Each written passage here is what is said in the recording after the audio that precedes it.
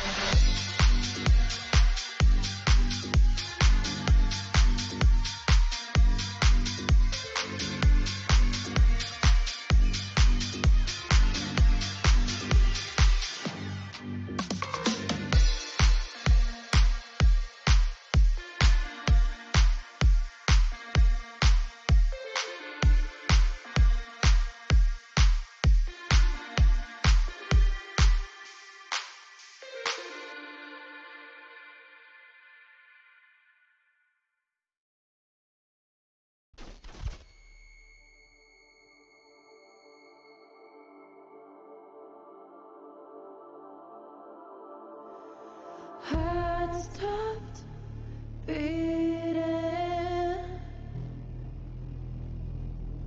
You let me go and now I'm barely breathing.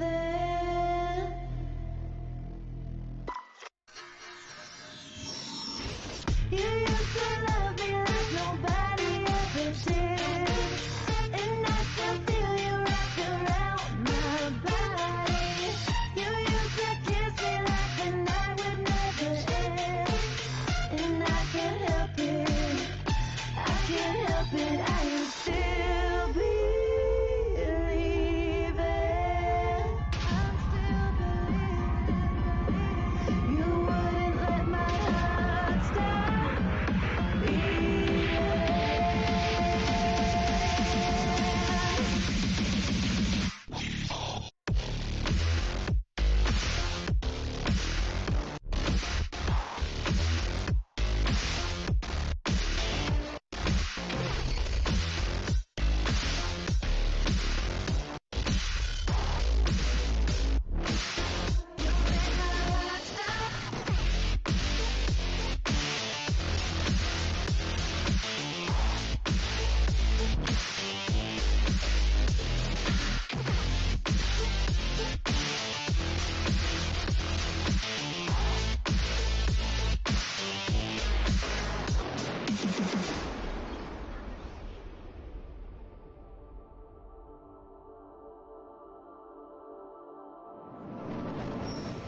Heart stopped beating. You let me go and now I'm barely breathing.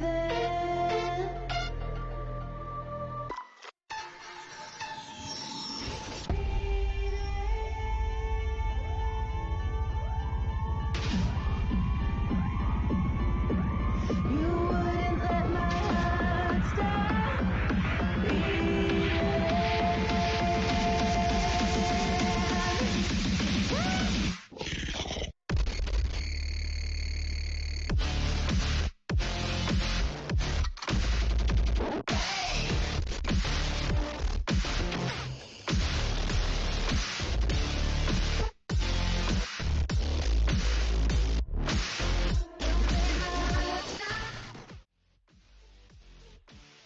Good morning, everyone. Happy Sunday morning to you. Welcome back to the channel. Thank you so much for being here today, and happy Easter to those of you who already celebrate who celebrate today.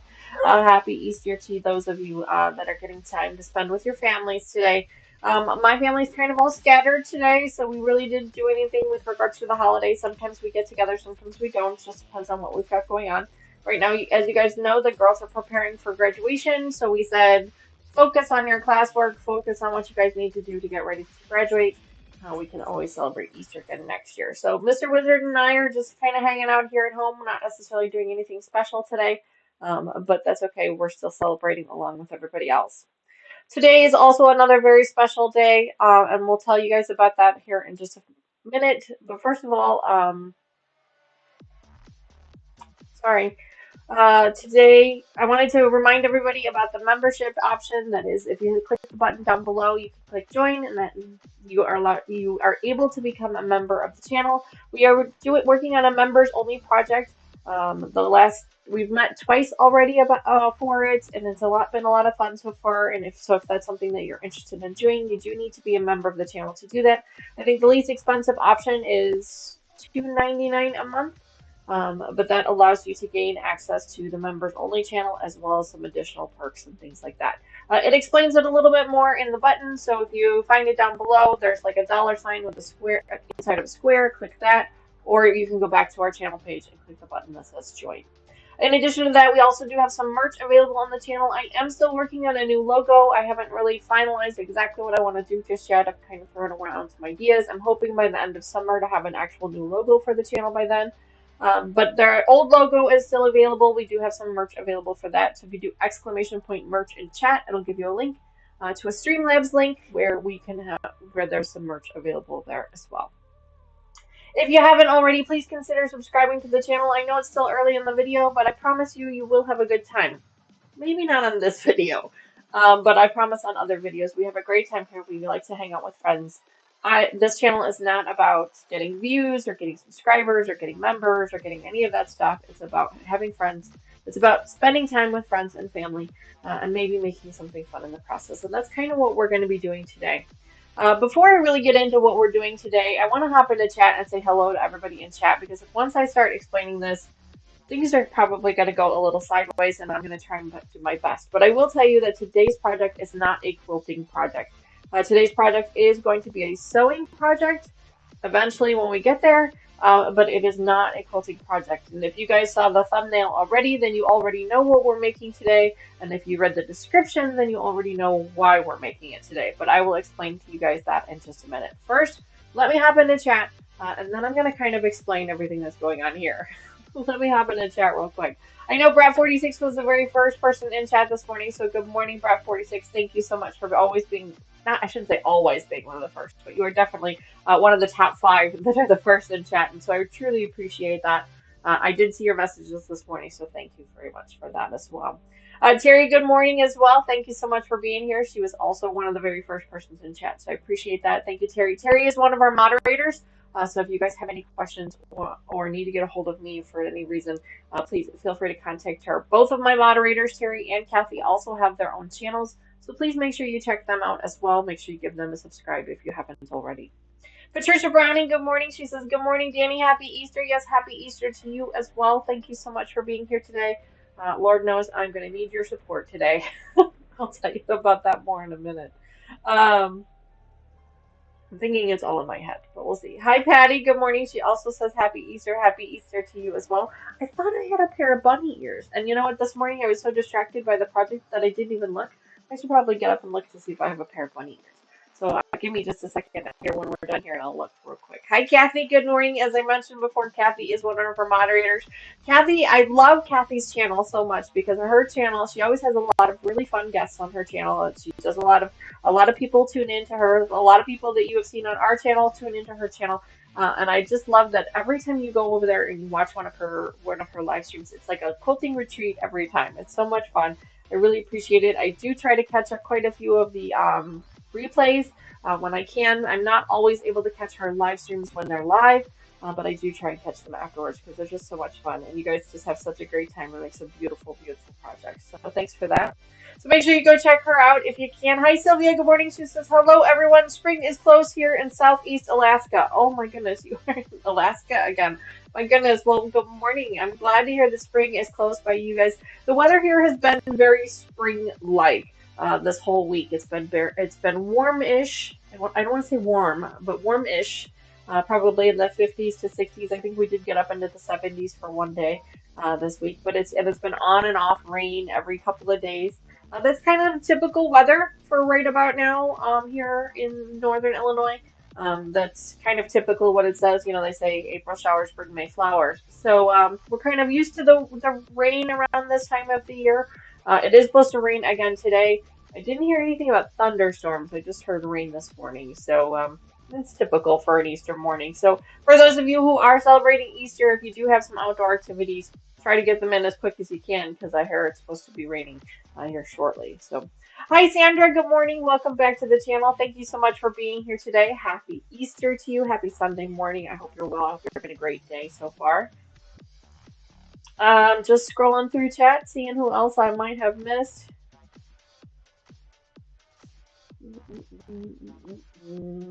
Linda Denton, good morning. Thank you so much for joining me today. Happy Sunday morning to you as well. I hope you're well.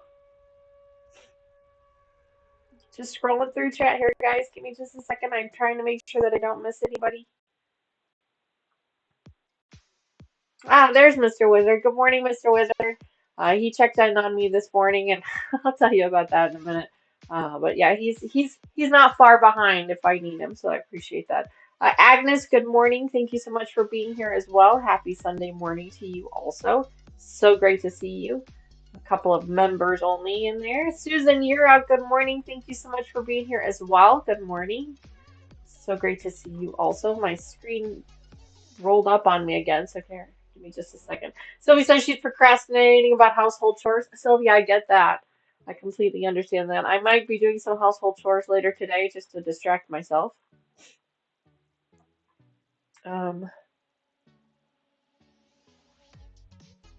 Terry says, I see sun, but cooler than yesterday. Oh, that's awesome. Well, I'm glad to hear it. Looks like I've gotten through everybody in chat. If I did not say hello to you, I truly apologize. Please make sure you say hi to me again in chat so that I can make sure to see you there. Sometimes the messages kind of get mixed in with the Streamlabs stuff, and so I miss things every once in a while, and I always hate it when I do that. Because I feel like you guys take time out of your day to spend time with me, and I like to make sure that I thank you for doing that. So if I didn't miss you, please make sure you say hi again. And this time I need you to tag me in it. You can do that using the @ symbol. That's the A with the circle around it. And then type in "so not an expert." And what that does is it actually highlights it on the screen for me. So I probably won't miss it. I can't say that I never miss it because sometimes chat just moves too quickly and I miss it. But we're going to be doing a lot more forward facing of the camera today. So hopefully I'll be able to catch that. I don't know that we're going to get to, well, in fact, I'm fairly certain we are not going to be getting to any sewing today. For the most part, it's going to be prepping some fabrics. It's going to be prepping some fabrics and doing a lot of cutting and ironing today. So, okay, I can't put it off any longer. I know that part of me is being a little silly about this, and so I apologize. But it's this one's going to be a rough one. Today is April 20th. For those of you, it can have various different meanings. Some not so great. Hi, Joyce. Welcome back to the channel. Sherry, hello. Good morning as well. Thank you so much for being here. No sewing machine. No sewing machine today, Sylvia. Probably not. She can see it's down here. She's hiding. But I don't think we're going to be doing any sewing today. We're going to be prepping a lot of fabrics today. These are the fabrics that we're going to be prepping today. As I was saying, today is April 20th. April 20th is it's the day that my dad lost his battle with cancer 6 years ago. So today is always a difficult day for me. But today I'm going to make it even more difficult for myself because I have a project that I've been putting off for the last 6 years, and that was to make a memory teddy bear for my dad made out of his shirts. So these are his shirts. I'm going to do this today. These are his shirts. I've had them in a garbage bag stored in my garage for the last 6 years, and I finally pulled them out of the garbage bag yesterday and washed them again. They were washed when I received them, but I washed them again just to make sure. I have 5 of them total. And the idea here was that when I grabbed them, it was to make at least 5 memory bears, but it looks like I might, well, we'll have to wait and see, but it looks like I'm going to be able to make at least 1 memory bear from each, and I might have some extra pieces to kind of like make a mix and match one. Hi Gladys, good morning, welcome to the channel. Thank you so much for being here. So that's the plan. I also have some muslin fabric here because I want to transfer the pattern over to some muslin fabric instead of using the tissue paper, so then that way I can reuse it again so I can make more and more of these. I'm only going to make 1 first because I'm terrified that if I'm trying to make all 5 at one time that I'm going to screw something up, and this is my only shot at this. So I'm going to only make 1. So I spent an hour and a half sitting in here this morning just staring at these shirts, trying to figure out which one I had the courage to cut up first. And it took a long time to figure out which one. Obviously, like I said, it took me an hour and a half. So I finally picked one. It's this one here. This is the one we're going to be working on. I went ahead and I pulled all of the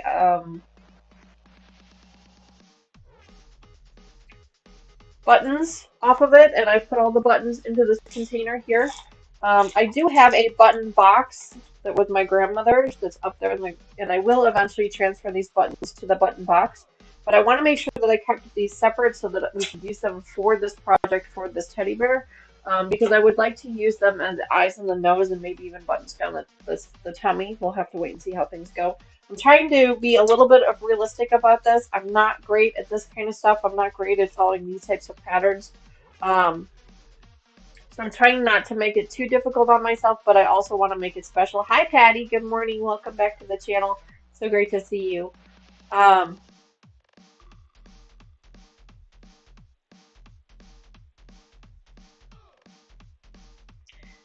Patty, thank you. She says, I have made a bunch of these. You have this. Well, thank you very much for that, Patty. Like I said, I'm going to need your guys' help here today. This one's going to be hard, but we're going to do our very best. This is definitely something I've wanted to do for a very long time, but if I'm being perfectly honest, I have not had the emotional strength to be able to do it. So, since today landed on a Sunday,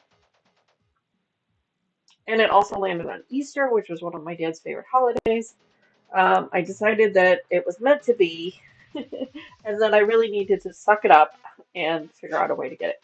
Yes, Patty, she says interface the fabric before you cut it. Yes, absolutely. I've got a bunch of leftover interfacing from my t-shirt quilts that we're going to be interfacing these with.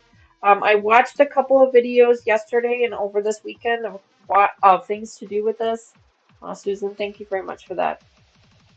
Be kind to yourself. Thank you very much for that. I did watch a couple of videos, and a couple of the videos showed them cutting the seams out first and then interfacing the fabric and then going ahead and ironing it. So I think that that's the process I'm going to follow today. Um, Obviously, if you guys have made these before, I'm looking for your suggestions, your strength. I am looking for all of that. So if you guys have those, please make sure you're popping those into chat. If you're watching this after the stream is over, please make sure you put them in the comments because we're not going to finish this today by any means. Like I said, I have at least 4 more of these I want to make. So I am praying to God I don't screw this one up. um, so we're going to be making more of these, probably not necessarily on the channel, probably off the channel, but I will be making more. So if there is something that you find me doing that maybe I could be doing better, things like that, please let me know, of course. After that, it just gives you memories. Yes, Sherry, thank you for that. I appreciate that. Yeah, the first one is always the difficult with anything, any type of project you work on. The first one's always the most challenging, and that's why I have this. I have a lot of anxiety over it, knowing that I only get one shot at this per shirt. So that's why I'm going to go extra slow and pay extra attention, but that's also why I'm transferring the pattern to the muslin fabric, so then that way I make sure that I have the pattern. Well, Terry, thank you for that very much. Thank you, Sherry. That was very kind of you to say. Um, oh, Patty says I have 5 shirts. That's enough to make about 8 when you start making the patchwork bears. Oh, okay. Yeah, so I know that I'm going to be able to get at least 5 bears that are all one, and then from whatever leftover fabrics I have, I can start to put the pieces together to make some more. So the idea here is I need to make a minimum of 5. Um, but if I can get but if I can get 6, maybe 7, that would be great too. So. Yeah, Linda, you're absolutely right. I could have bought a used shirt to make a trial run, and I thought about it, and I had plans to do that. Um, but I didn't, and I probably should, but it's okay. So I'm gonna put these away because we're not gonna be using these today. I have a dresser over there in the closet, so I'm gonna go ahead and tip these over there real quick to put these away so that I'm not sitting here staring at them. Um, and then we're going to prep this one. And while I'm up for just a second, I'm going to quick check my head banner bin and see if I do have some Easter Bunny ears, because I swear I do. But if not, it is what it is. So give me just a second here, guys. Let me put these. Hi, Jess. Good morning. Let me put these away really quickly.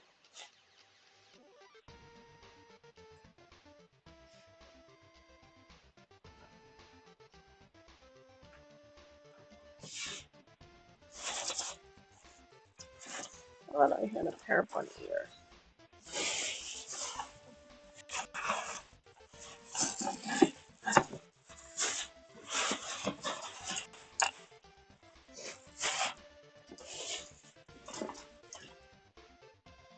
Well, I guess I don't have a pair of bunny ears. I swear I had a pair. Oh, wait. Here they are. Here they are.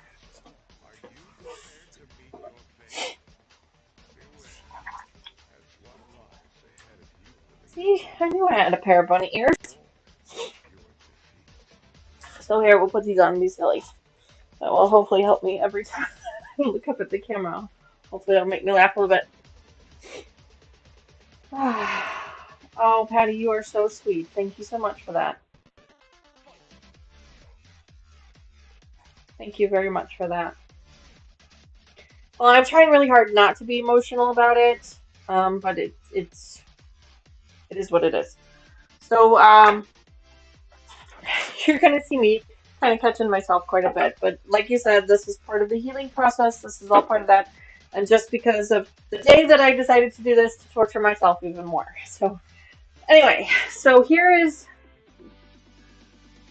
extra space here. So here is the one that we're going to be working with. These are actually in really great condition. I was kind of expecting them to be in worse condition than they actually are. Because my dad wore, this was his regular attire. Like this the t-shirt and flannel, like jeans, t-shirt and flannel. That was what he wore. He was not a businessman. He was he was a hardworking, they call it blue collar. No, white, I don't know what they call it, but he was, oh, he was very hardworking.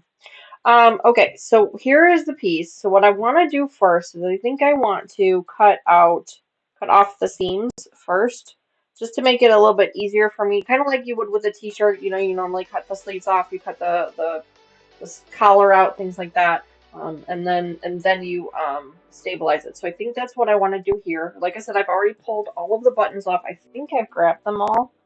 I know there was way more buttons in the shirt than we're gonna need. But I wanted to grab them all just in case, so I'm pretty sure I grabbed them all. And I'm gonna keep the sleeves and the collar kind of separate because I'd like to try and see if I can't utilize those. Because I've seen teddy bears that have like a collar around the neck, and if I'm being honest, I'm not 100% certain how big this teddy bear is. I think it's a 12-inch. It's either a 12-inch or an 18-inch. I'm not honestly sure. Oh, 21.5 inch is what it says. These are pretty big. Um, so I'm hoping to be able to use the collar or some part of it in the process, but at the same time, I'm also trying to keep things realistic and keep the first one kind of simple.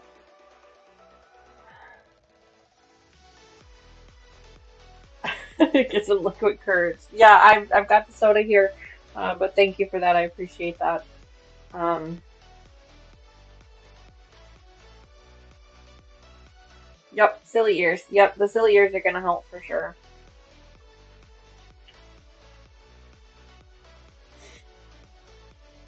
Oh, 37 years. Yeah. Um, so anyway, so this was kind of my dad's everyday attire. So when I got these from my stepmom, I was kind of surprised in in the condition that they were in. So, but maybe he just replaced them often.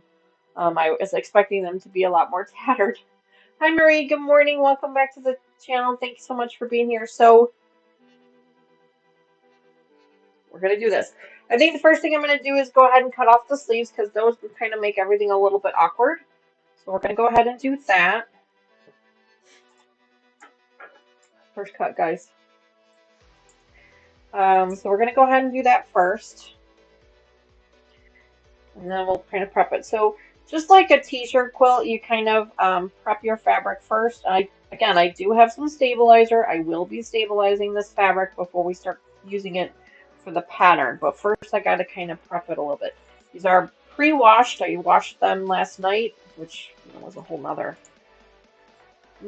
thing that happened. But they did get washed. They are clean. All the dust has been pulled out of them. Trying to cut right on the seam if I can. I'm sure I don't actually need to be this careful with them. I'm sure that there's a lot of extra fabric here that we'll be able to utilize, but it's just the whole thing. Um, so here's one sleeve. And then we're gonna get to another one. So poor Mr. Wizard, he's an emotional kind of guy, and I've been really quiet this morning, and he kind of slept in a little bit, so we really haven't chatted at all this morning, and I don't think he remembered what today was or whatever, but he came in here as I was just kind of sitting here staring at these, and he asked me, he goes, "Are you okay?" And I just looked at him and I just shook my head, and then he saw the pile of shirts sitting there, and he just went, "Oh," and I said, "Yeah," and so he's been really sweet. He kind of just backed away slowly. I appreciate that. He knows I need to work through this one on my own, and I will. Um, For those of you who have watched the channel for a while, you may have seen a video that I posted a few years back. It was the first year that I was working with the channel. Created a video for a pot holder video, and I still have those pot holders. They're hanging just off camera here. Um, but those pot holders ended up being made from some scrap fabrics, from the scrap fabrics of a quilt that I made for my dad. Kind of in it. Well, I didn't actually make it for him, but I did gift it to him. Um, while he was in hospice care. And so I kind of tell the story a little bit about that in that video. So if that's something that you're interested in learning a little bit more about, you're welcome to go watch that. Not right now, obviously, but later.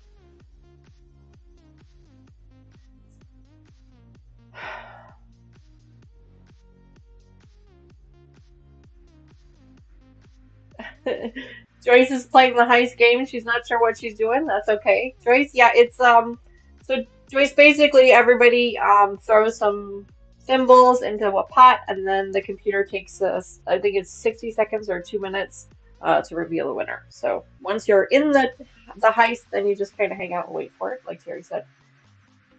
All right, so now I'm going to cut along the seams on the sides here.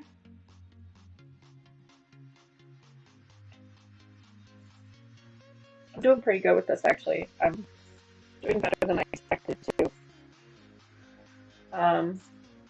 Does anybody have any really cool, fun Easter plans? Anybody working on anything, any projects? I need y'all to distract me from what I'm doing right now.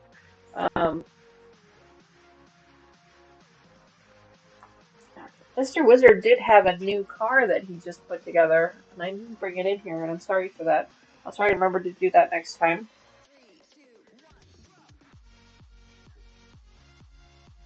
I usually like to share that stuff with you guys. All right, so I've cut that seam. Now I'm going to go ahead and cut the right at the collar line. And then right at the seam that goes along the shoulder up here. And again, I know I probably don't need to be this careful, going right along the seam edge, but it's kind of therapeutic at the same time, so you'll just have to bear with me. For some of you that are watching this or just picking up on it, you're probably thinking, why does she need to be so darn careful? Just cut it. Well, for those of you, I encourage you to go back to the beginning of the video and watch the beginning of the video why I'm being so careful. I'm going to go ahead and cut the seam off down here now.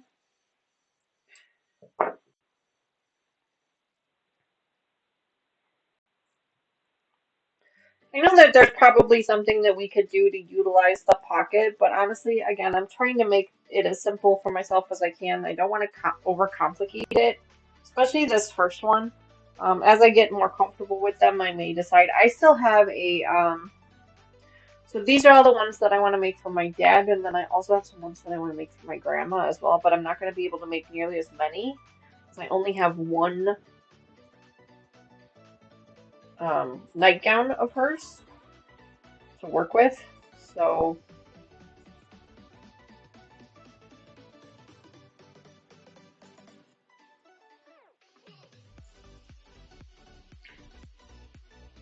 I'm hoping that by the time I've made all of these, I'll be a little bit more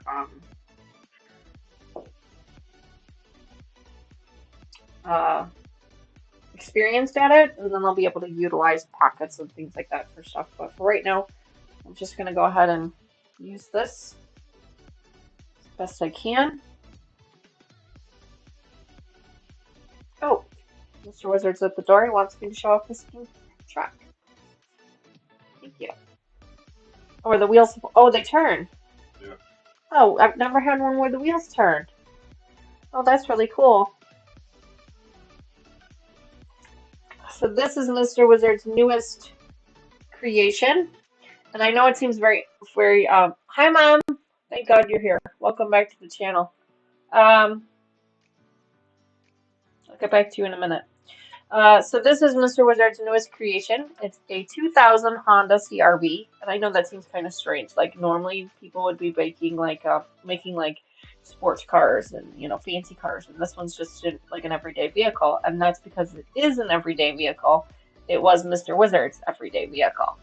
He had bought this same Honda CRV when his daughters were just before his daughters were born, or the year his daughters were born, and so he actually just recently got rid of it. He turned over 350,000 miles on this car. So it was actually a really emotional thing for Mr. Wizard to let go of because he had it for so long. And we have as humans, we have a tendency to attach emotional connections to inanimate objects. Um, it's just kind of what we do. And so this one was actually difficult for Mr. Wizard. So he took extra care in building this one. When he found the kit, he was like, "You're not going to believe this." And I'm like, okay. And so he had to build this one. It's the exact color of his CRV was. Unfortunately, though, I don't see any ponytails inside of it. Probably should have drawn a couple of them on the back, the back seat, because the back seat was always filled with them. But the really cool thing is the wheels actually move, which is something he's never built before. I thought I broke it when he handed it to me, so I had to ask. But yeah, the wheels on this one actually move, which is pretty cool. He's never had one where the wheels moved, so. This is what Mr. Wizard does while we're making quilts. He makes, I don't want to say toy cars because they're not toys, but he makes model cars. They're all over my house. But yeah, this one's pretty neat. He even has an Illinois license plate on the back. I wonder if that's his plate number. I didn't ask him. That's really neat. Hi, Mona. Welcome back to the channel. Thank you so much for being here. She's going to lurk and listen while she's eating her French toast. That sounds amazing. Very good.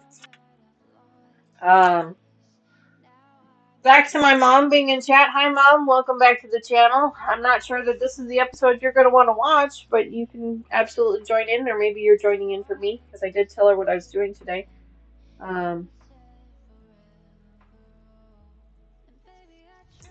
She doesn't need any reminder of what today is, and she probably doesn't need any reminder of what these are. So, thank you for being here.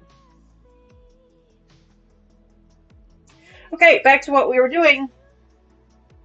I was going to go ahead and cut up this seam here. This is the buttonhole seam.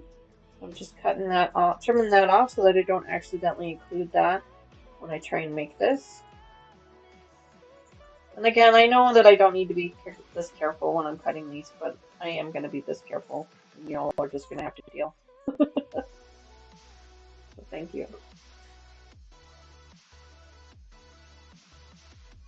French toast sounds amazing. I did not get an opportunity to eat breakfast this morning, so I'm actually a little hungry myself. I did tell Mr. Wizard that I would make breakfast after my live stream today, so the can of Pepsi that you see here next to me, that is my breakfast until lunch. If I'm being perfectly honest, I thought about canceling the stream about 4 times this morning.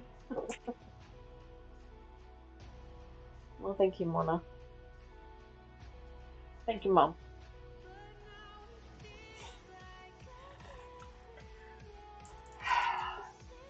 Alright.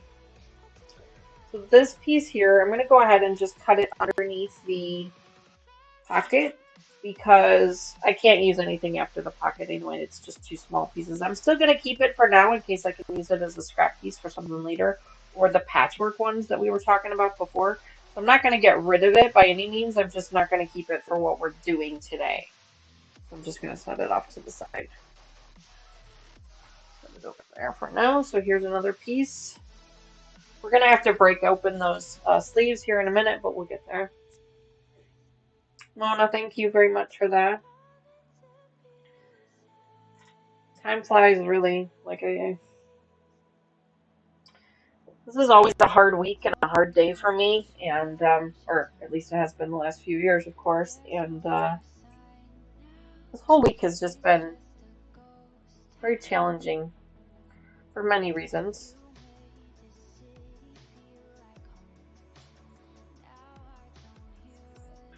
So now I'm going to cut along the seam again. And I know most of you probably already know how to make these. It sounds like quite a few of you have made them already. So this really isn't going to be a tutorial series. It's just a matter of I'm telling you what I'm doing more to distract myself um, than anything.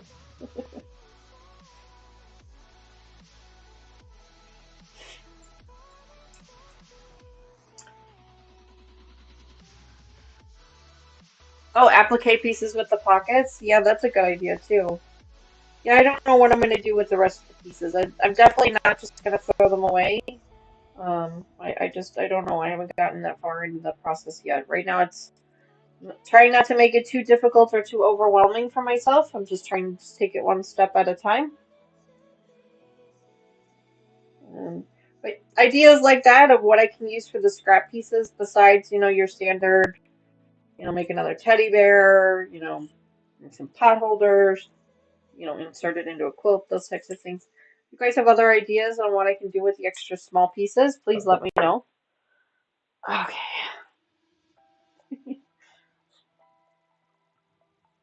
I just had a thought pop into my head that my dad's probably like, "What the hell are you doing to my shirt?" He's probably telling me, "No, stop being so silly." But that's just who he was and how things went with him. Yeah, thank you. My dad was, he had his demons, he had his struggles. I think everybody has their demons and their struggles. My dad had some extra ones that kind of made things uh, challenging sometimes in life. Um, things didn't always come really easy to him. He worked really hard. He was not a high school graduate. He actually dropped out of high school to help his family with some things and never went back. And so, that was a struggle in itself. Um, just finding employment and things like that. He was a steel worker for most of my childhood. He worked in the steel mills. We had one here in Illinois. We used to have quite a few of them actually, but we had one in Illinois, not too far from our house where we grew up. So he worked there. That's actually how he lost his finger. My dad had no middle finger on his left hand because he had accidentally cut it off when he was at work. That was a whole other thing, but it was always a topic of conversation because he'd wave and people are like, "That's weird." Oh my God, Mom, you are so kind. Thank you so much for that super chat. That is unbelievable. Thank you so much for that. Truly, truly, truly kind. Thank you. Oh, Susan says, what a lady in the guild here did here. She was making several. She appliqued hearts from the pocket of one shirt onto a different bear. Oh, that's sweet. I might have to do that if I could figure out how to do that.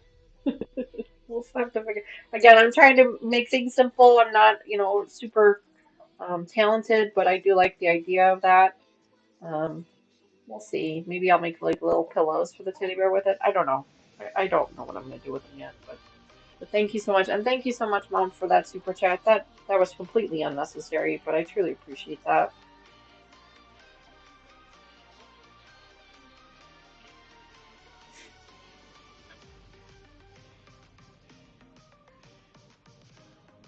If you guys could give some hearts in chat for Mom,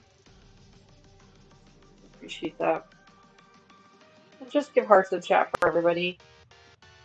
We could all use a little extra love today. These pieces, I have no idea what I could do with. Like, I could probably like make a necktie out of them or something, maybe. I don't know. I don't know what I'm gonna do. I don't know that I'm gonna be able to do anything with those. I am not that creative.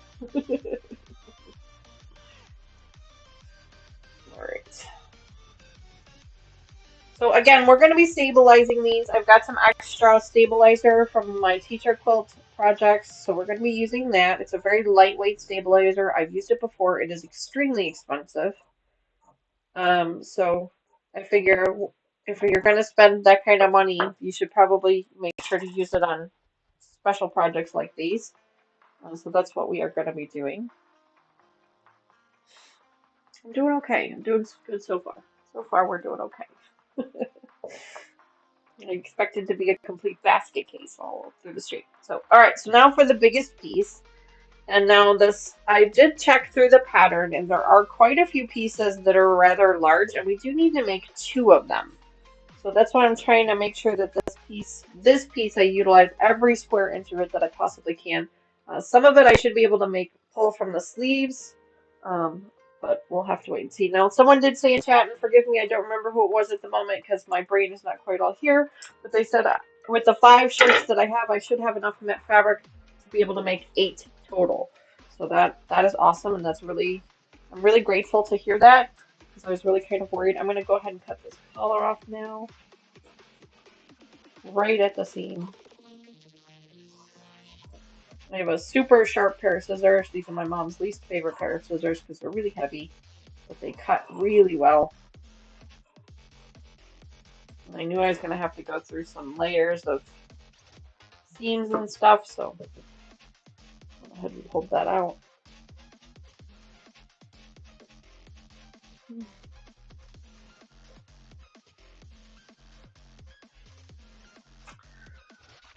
Okay. Terry says she's got to go. Her neighbor collapsed, going to an ambulance. Oh my gosh, Terry, I'm so sorry to hear that. Yes, please go. I hope everything goes okay.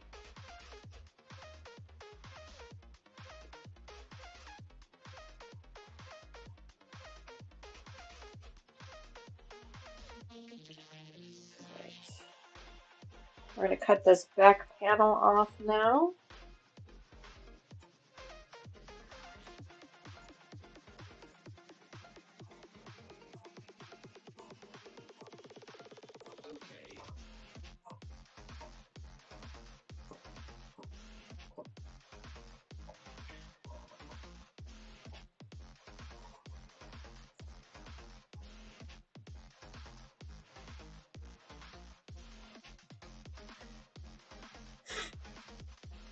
Oh, I'm doing okay.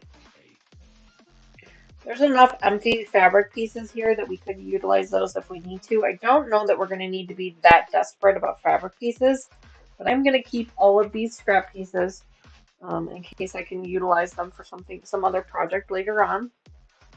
Lasagna and biscuits, Brat 46. What are we talking about? Oh, Patty, that's a great idea. Patty said I could use the scrap pieces to make a table runner. She says, think crazy quilt. That actually is a really great idea. Um, it could just be kind of less like a scrappy. Yeah, I really like that idea. And then I could also utilize the pockets as well. I didn't even think of that, but that's actually a really great idea.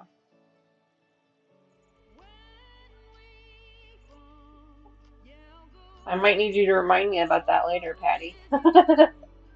Right now, I'm just cutting the seam out. The seams are going to be kind of challenging to be able to really do much with. I guess you could probably try and use them as like a necktie on the teddy bears or something like that. I don't know that I'm that creative,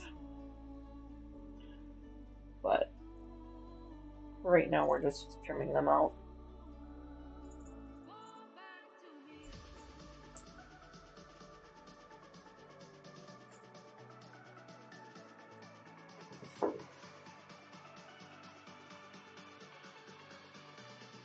In my sewing days, they were called a yoke, not a panel. They probably are called a yoke, Mom. I don't do this stuff, so I probably don't know the correct terminology for this stuff. You guys do know it. Let me know if I'm saying it or doing it wrong. Please let me know.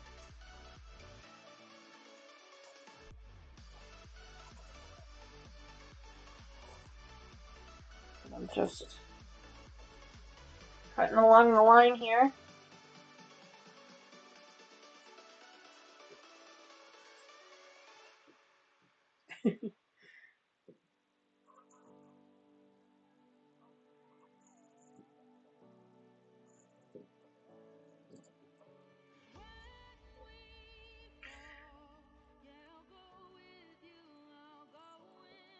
My dad was an avid fisherman. He loved fishing. He never didn't do it professionally. He just did it recreationally. He owned a small fishing boat. It was a 10 foot, 8 foot, 12 foot. I don't know. It wasn't very big. It was very small. But he would take that out every day. After he graduated, listen to me. After he retired from the steel mill, he took an early retirement when the steel mill was getting ready to close. So he had been there his time, so he took an early retirement. And after that, he moved away from the city, which is where he lived. He didn't live in the city, but he lived close to it. He moved away and moved down to southern Illinois, about a little less than central. He said it was halfway between me and my sister, who lived in this area, and where he had a cabin up in Savannah, Illinois. He had a cabin a hunting cabin up there that he had built by hand. And he said that where he moved was about halfway between those two places. It was about 2 hours each direction. But then he kind of relocated again, just a little bit further from where he was at before, so that he could be closer to the river. He ended up living right off the Rock River. And he was exactly a 2-minute drive, 2 or 3 blocks away from a boat launch. So almost every day when he wasn't working, because he did end up getting a couple of extra other jobs later on, but when he wasn't working, he would drop the boat into the water and just spend the day in the water. My dad loved fishing, he loved hunting, he loved the outdoors just in general. He just loved being outside. Like, it didn't even matter what he was doing outside. Sometimes he didn't have any reason to be outside. He just wanted to be outside. I remember we always had lawn chairs in the garage, and he was always pulling those out to sit in those. There we go. Looks like this piece is completely cut up. I'm ready to go. So I'm going to fold it because we are going to need to make 2 pieces of some of these. So I'm just going to go ahead and fold that. We're going to need to stabilize all this before we start ironing it up and cutting it, but I'm just going to fold it for now. And I'm going to go back and focus on those sleeves again real quick. And we've got these 2 pieces here.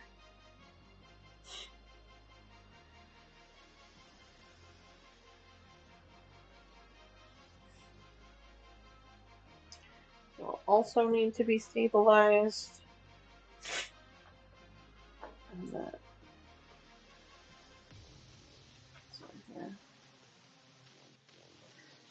Hi Joyce, welcome back to the channel. Thanks so much for being here. Happy Easter to you and happy Sunday morning as well. Alright, so I'm going to cut along the seam until I get to the, well, you know what, let me cut the cuff off first. That's going to make things a little bit easier.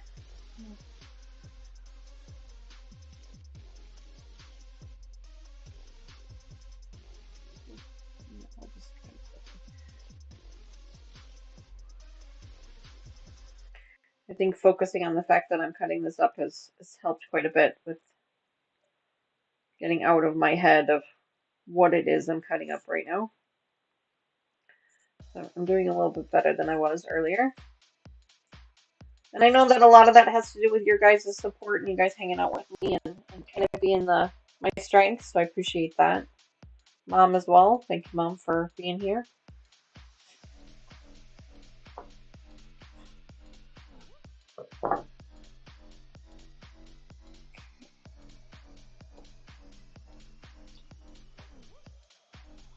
Along the seam first. Oh.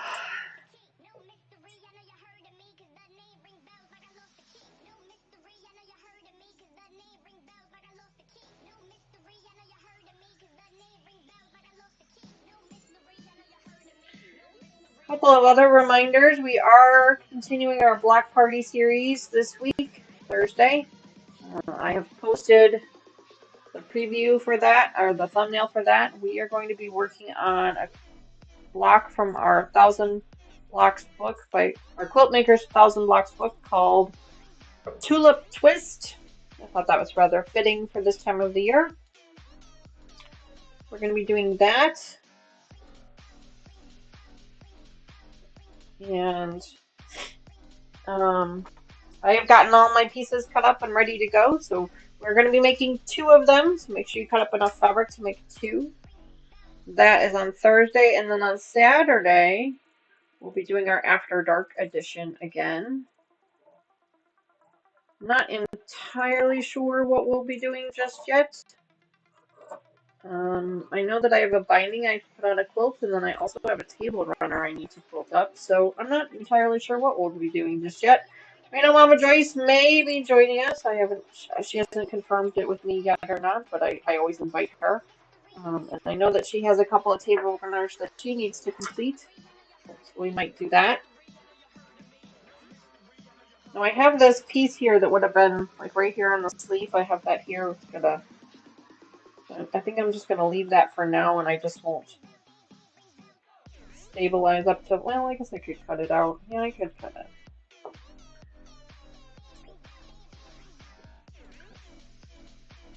This way with it. Never done one of these before, so I'm learning as I go. Brat46, I think she was the one that pointed out, or maybe it was somebody else, forgive me, that said I probably should have just put a used one from like Goodwill and used that as my first one. And I thought about it, I truly did, and I even set it up as a thing on my calendar to do it. And then I decided that if I did that, I was afraid I would never get to this point. So this way I'm kind of pushing myself a little bit to do what needs to be done. Well, it doesn't need to be done, but I really want to do it, so I just need this. Sometimes you just kind of gotta bite the bullet and, as I tell my girls all the time, put your big girl panties on and get it done. So that's where I'm at.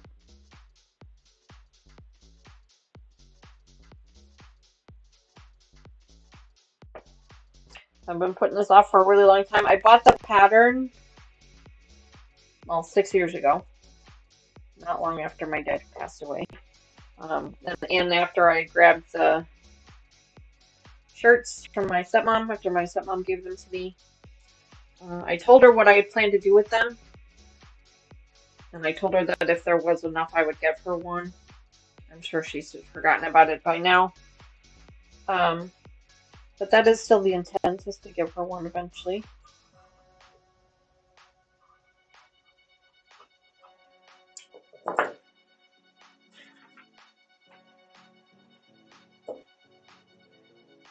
Did Mama Joyce get her quilt back from the long arm? If she did, can she show us on Saturday? Brat46, she did get her quilt back from the long arm. You're talking the Halloween one? She did get the Halloween one back. She finished it. She put the binding on it, and actually she's already gifted away. So I don't think she's going to be able to show it off. I thought she had posted pictures of it on our Facebook page, though. So if you're a member of our Facebook page, you should be able to see it there. It turned out beautiful. And she did take some pictures of it. Again, I'm not sure if she posted those on Facebook or not either before she mailed it off, but she did mail it off and gift it already. I'm assuming that the person that she gifted it to has received it, but she has not said if they. I'm assuming they enjoy it.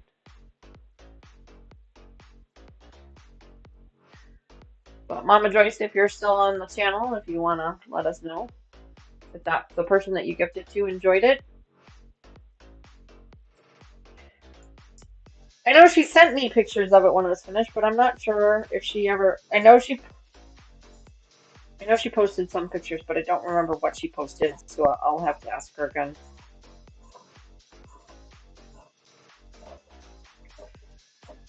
Cutting off the seam here, the side seam. Okay, and then cut this out too.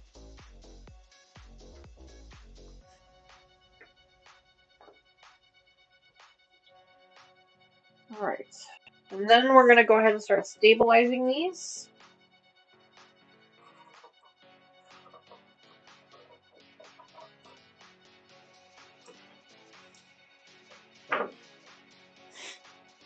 I have to tell you, this table has been absolutely amazing. Mr. Wizard built it for me.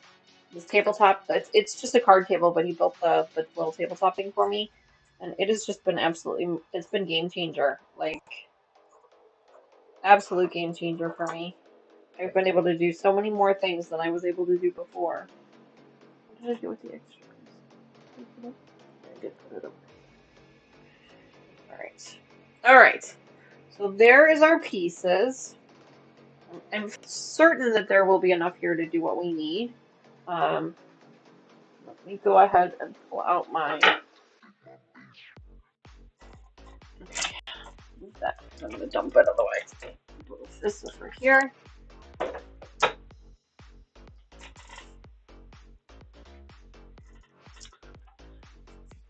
Little pressing mat. So now what we're going to do is we're going to stabilize these. I've got some stabilizer that I purchased. Some extra pieces of stabilizer that I purchased when we were making our t-shirt quilts. Here. I've got a full package here. And then I've got some others. And then I also have a roll of more, but I'm certain I won't need this much.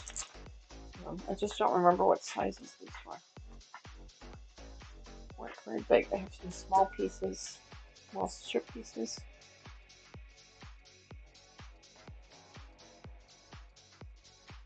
I have some strip pieces. And then I have some big squares. I think I measured the pattern earlier this morning, and I think the largest pieces were 18 inches long. Let me just triple check and make sure. The reason I want to know that is because then I need to know how big the stabilizer. I need to know how big the stabilizer pieces are. So,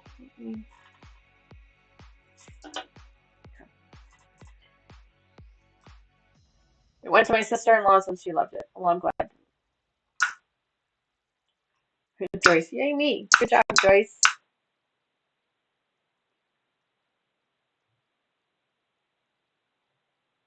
No, no problem, Susan. No problem at all. I appreciate you being here for whenever you can. Okay, so that was 15. That one's 10. No problem at all. So I think the biggest piece here is 15 inches long.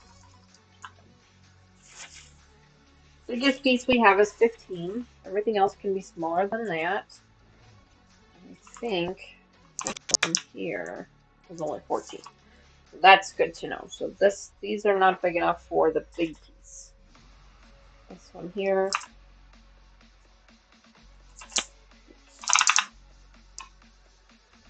Okay, so this one's folded in half right now. So that one's good. Okay.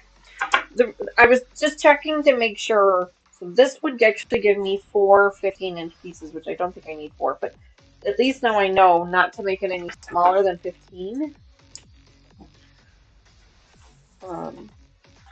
when I use it. And I'm going to have to kind of layer it a little bit.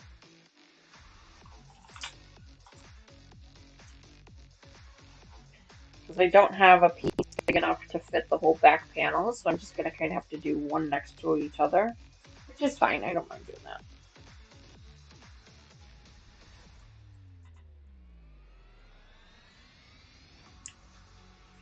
There we go. So these 4 should fit the back panel easily.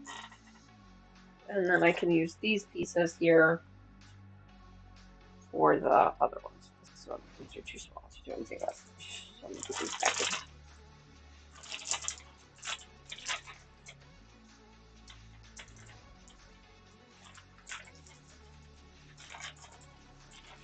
Says, wow, Susan, quit a haul by Susan. What? I think that's a typo, Mom. I'm not sure what you were trying to say.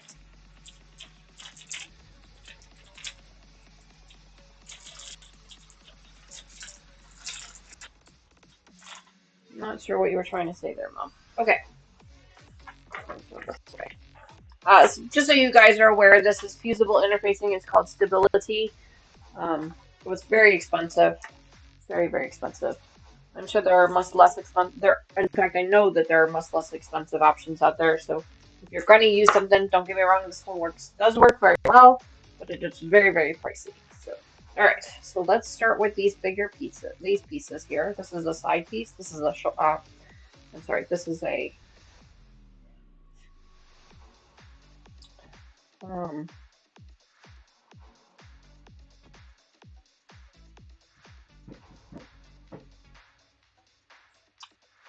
arm piece. Sleeve. Thank you. Sleeve. The outside is a little bit more worn than the inside, so that's how I'm going to know which is which.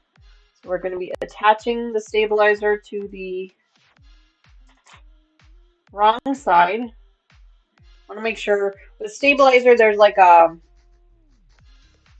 pebbly surface on one side and then a kind of a smoother, netty surface on the other, and that is the adhesive. So we're going to try to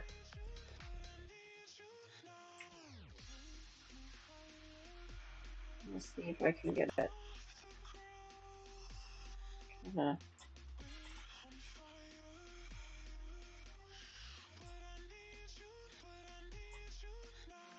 one.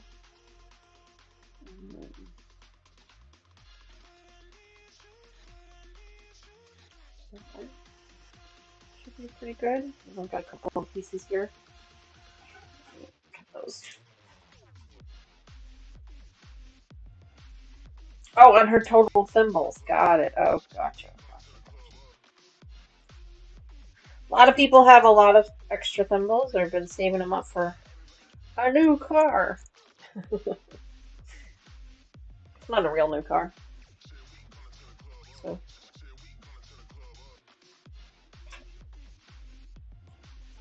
there's that. And then we'll pull this one out ever so slightly. Cut along the curve.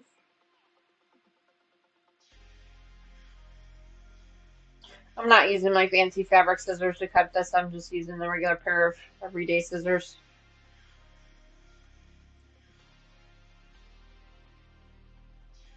There we go. With stabilizer, you don't want to iron, you want to just press. So I do have my iron kind of hot. It's probably on high. I should probably have it on low. Let me just turn that up a little bit quick.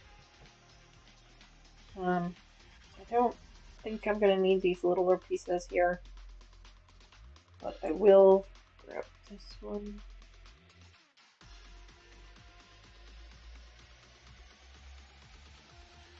Probably don't need that.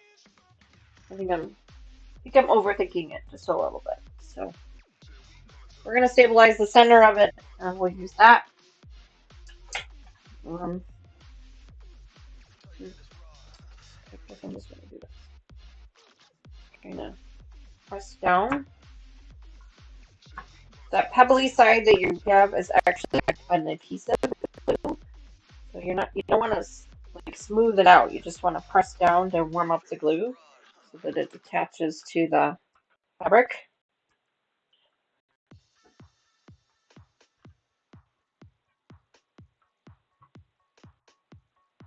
And you don't need it to be on there for very long, just a second or two. It heats up pretty quickly.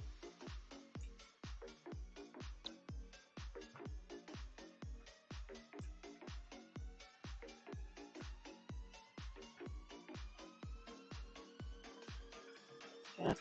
Going over it one more time, making sure I've got it all in there, because this will be pre-cut. This will be cut again, and I just want to make sure that stabilizer really stays where we want it to.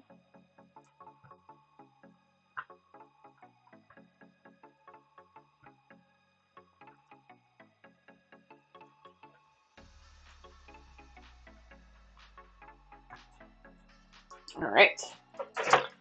There is our first piece stabilized.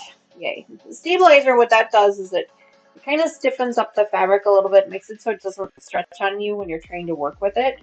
So that way you can cut a nice straight line and it doesn't get all wonky on you. It also kind of makes it a little bit easier with regards to your seams and things. So it really helps out with there. So this one is done for now. We'll set that one off to the side. Now I will work with this one.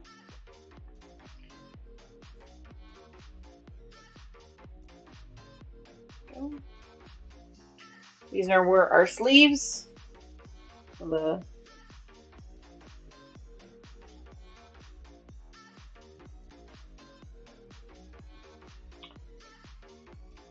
Can you overlap the stabilizer? Mom wants to know. Um, that's an excellent question and probably a question for one of our experts, but I do not overlap the stabilizer. I put them right next to each other because I feel like maybe that would be too thick. But I guess that's a really good question. I don't overlap the stabilizers, but maybe you could. I'm not sure. Somebody help me out.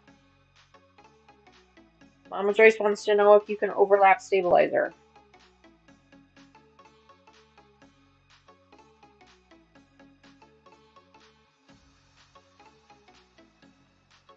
No?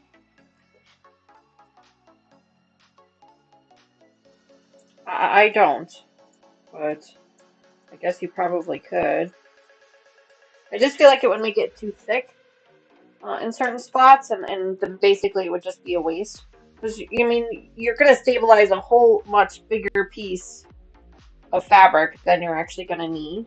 So, like, there's a lot of waste here, and stabilizer is pretty expensive. It's not super cheap.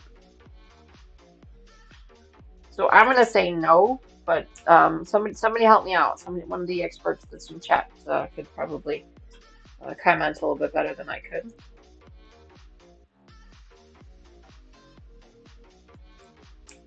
Somebody who uses it a little bit more.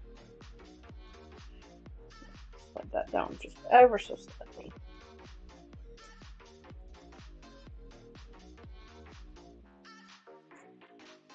I'm also being careful to make sure that the stabilizer doesn't hang off the edge. Not because it really makes a difference, but because I'm ironing everything onto my wool pressing mat, I don't want that adhesive on the mat. So that's why I'm doing that.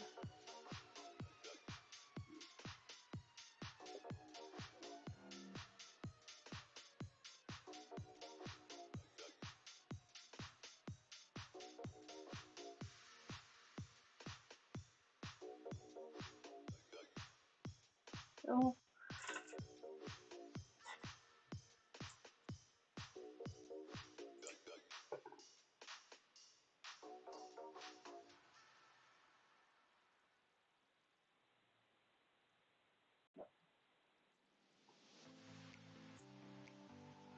I wouldn't too thick for the first layer to hold correctly. Thank you, Brett46. I appreciate that. Yeah, that's kind of what I was thinking too. Like, I just feel like it wouldn't really, it would just be too thick. There we go. That's close enough. We've got a little bit of here just in case I might need that. I don't think I will. I think I'm just being a little bit overly cautious about this. I really don't think I'm going to need that for anything. So I'm going to go ahead and just skip that for now. There we go. Press that down. Cherry says, you can use application sheet on top of your wool mat. It helps protect it from adhesion. Oh, adhesive.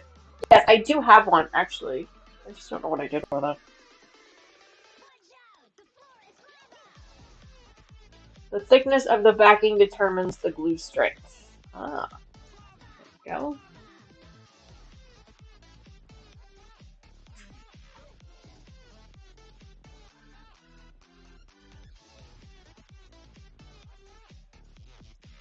I do not work with this stuff enough to know enough about it. To know what works and what doesn't.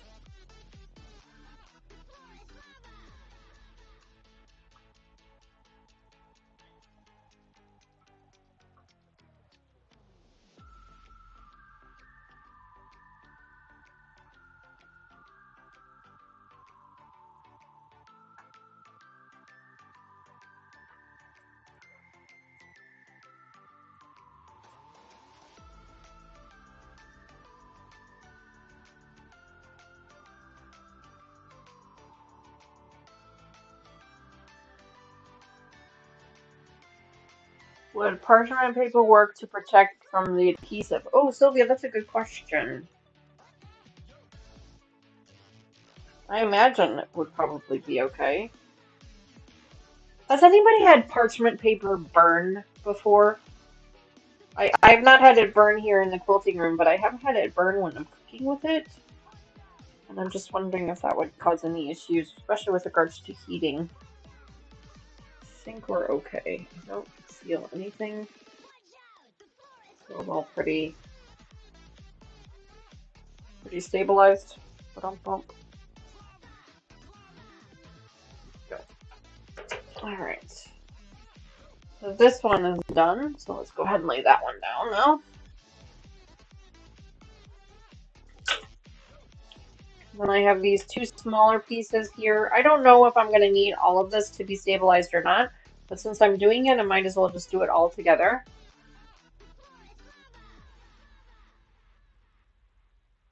Let it cool before removing. Oh, the parchment paper? Is that what you're talking about, Sandra? Only off fronts. Yes, in the oven. Okay. Not just me then. Not just me. I've had it burn on me before, and I'm like, I thought it wasn't supposed to burn. Like, I thought that was kind of the whole point of it. But all right.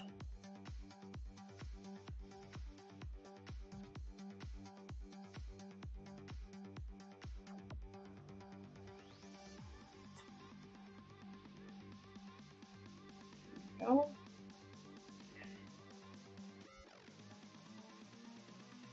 Kind of folding it back where I don't want it.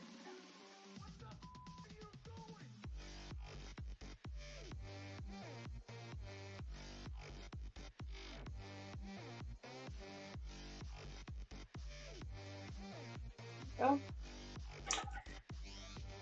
Muslin as a pressing cloth. Patty, that is what this big stack here is, but that's, yeah, that's actually a really good idea. I do have that big stack of muslin right there that I bought because we're going to transfer, I want to transfer our pattern pieces over to it so that I can utilize them again.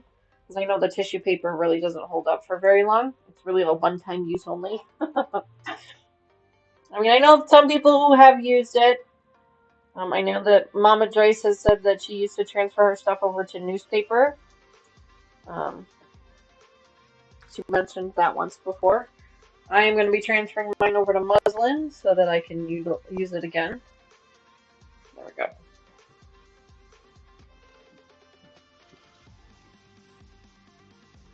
Oh, Brad46 says, I don't think you would leave an iron on long enough to burn parchment. Oh, that makes sense. That makes sense. Hi, Lucy. Welcome back to the channel. So great to see you. Happy Easter to you. Hope you're well. We are doing a non-quilting project today, and I'm actually doing better than I thought I was going to do. I feel like I got rid of whatever anxiety and emotions I had before in the beginning of the video here. We are making a memory bear, something I've never done before. I have made stuffed animals before, way back when I was in junior high. My gosh. So I have done it once before, but it's been a hot minute. We're making a memory bear out of flannel shirts from my dad. And today is the anniversary of his passing. So I like to torture myself. I like to make things more difficult in my life sometimes, I guess. But I'm hoping that it helps. And it is. I am doing much better than I was at the beginning of the stream. I will say that.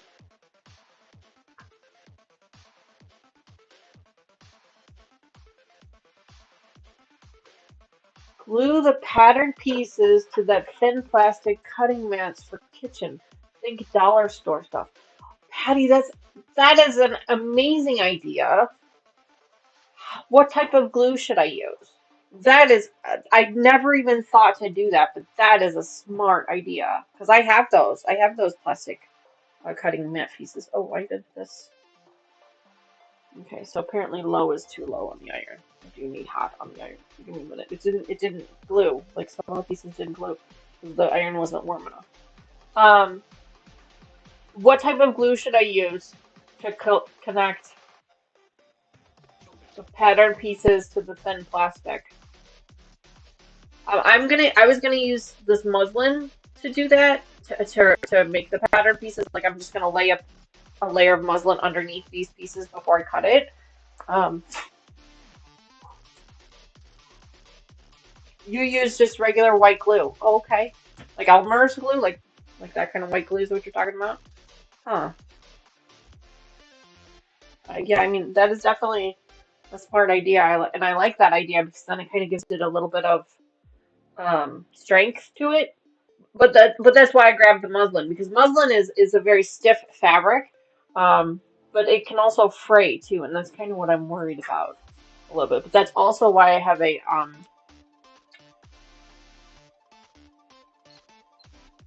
pinking shears. I also have pinking shears to go with it too. So oh, the Elmer's white glue. Okay, cool. All right, so now I'm on high with my iron. I guess I thought I could use it on low, but low didn't work, so I had to turn it back on high.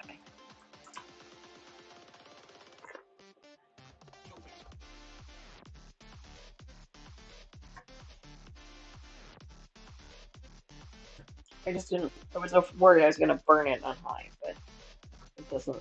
I think as long as I keep moving.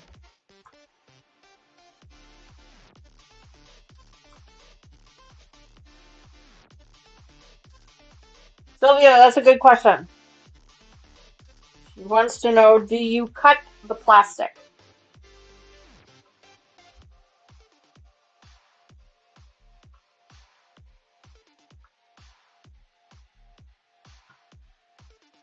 It's a good question. I would think you could.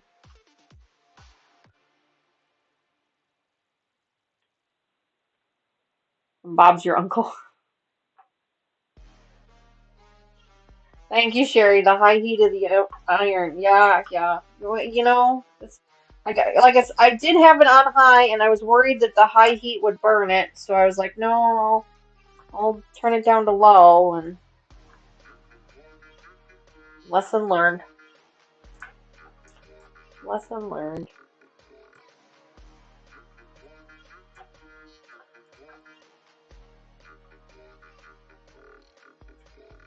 I think that's pretty good. It feels like it's adhering now.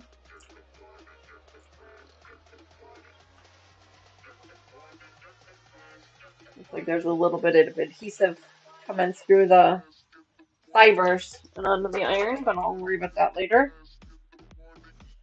All right, another one down, one more to go, and then we get to start laying out our fabric pieces, or not our fabric pieces, our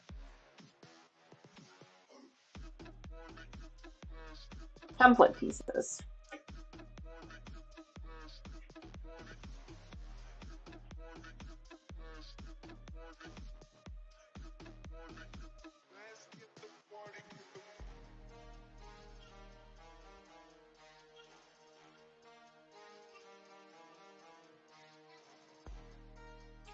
This particular pattern that I chose also has clothing that you can make for the teddy bears. That's the pattern.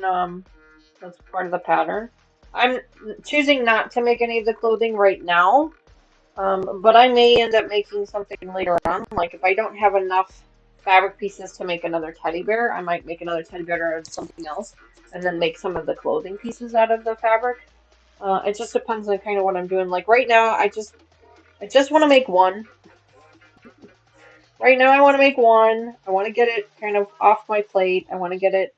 I want to get the experience of doing one, and then after that, I can start to think of like creative ways to incorporate it. But for right now, I'm just gonna focus on doing one.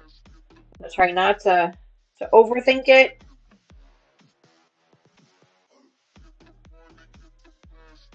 I'm just kind of try to enjoy the process a little bit.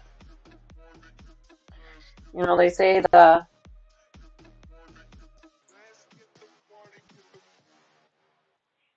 lot of times it's not so much the destination that's important, but it's the journey.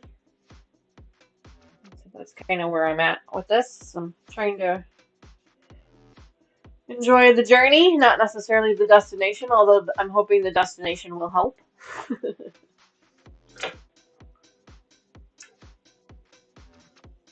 I'm surprised we have so many friends joining us today. I did not expect to have this many join us, so thank you so much to everybody for taking time out of your holiday to spend a little bit of time with me today, be a little bit of my strength. I appreciate that. You guys are helping tremendously. I'm fairly certain if I was here in this room by myself, I'd be a complete and utter basket case.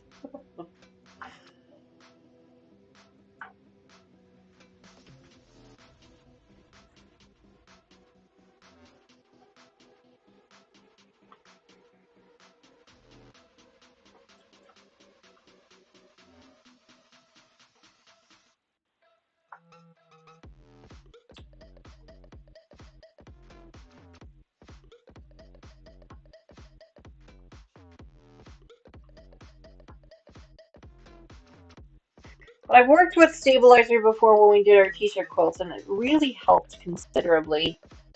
It's a very thin, lightweight material, but basically all it does is it kind of keeps the fabric from, especially with a t-shirt or with this flannel, it really helps to keep the fabric together so that it doesn't fray, it doesn't come apart, it doesn't stretch as you're working with it. And so that kind of makes it a little bit easier for you to do what you need to do with it. It also helps really well for like embroidery. If you have, some embroidery you want to put on it, it helps to keep the stitches from tearing up the base fabric or bunching in the base fabric. That also can help considerably as well. All right, the last piece we have to stabilize is this really big one. It's the back panel. I call it a panel. Mom called it a yoke. Whatever you want to call it is fine. We're probably going to have to do this one in stages. Try and stabilize as much of it as I can. We'll have to wait and see how we do with this. This is the wrong side. Thimble by thimble. That's right, Joyce.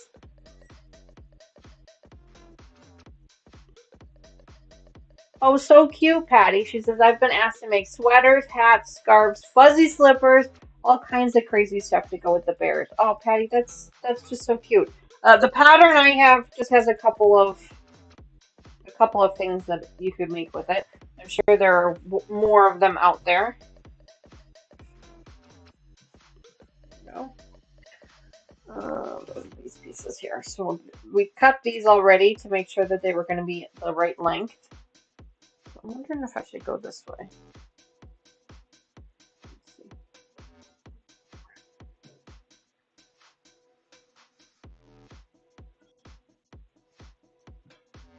One,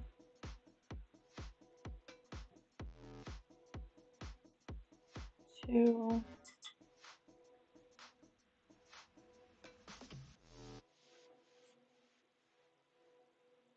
three. Okay. And then four. Okay.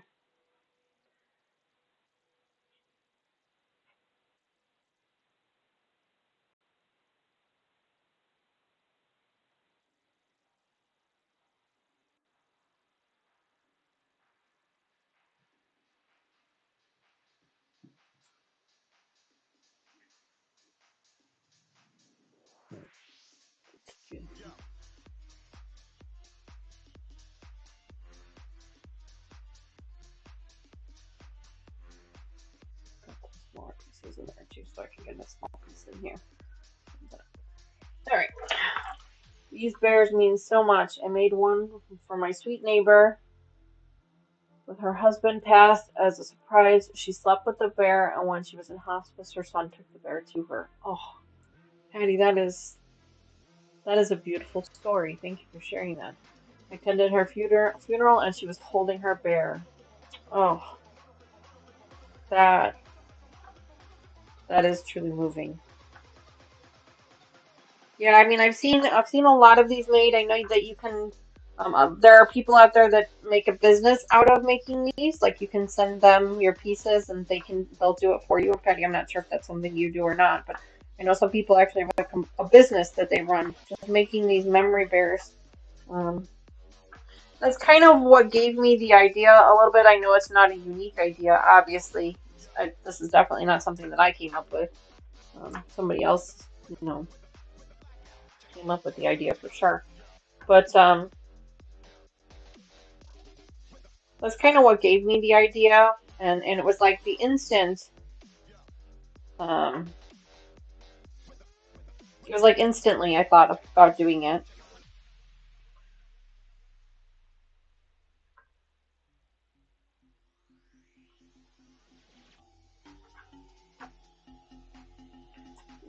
Trim some pieces off here a little bit. I've got a piece here that I accidentally stabilized to my.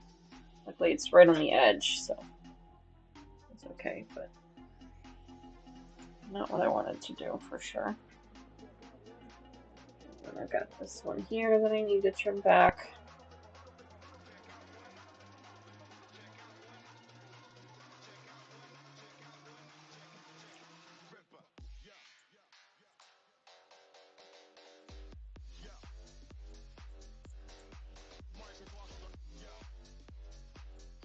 I don't necessarily need to trim these pieces. Like they said, like a couple of people have said that you could have had some like um, wax paper or something on the back of behind underneath this, and then that would have made it so that it would stick to the wax paper and not to my full pressing mat.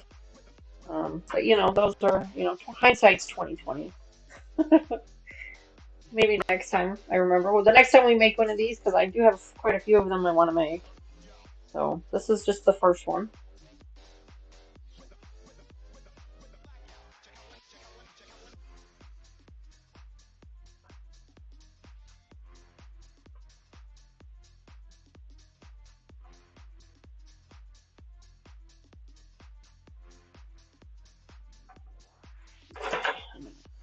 Slap this back just a little bit like that.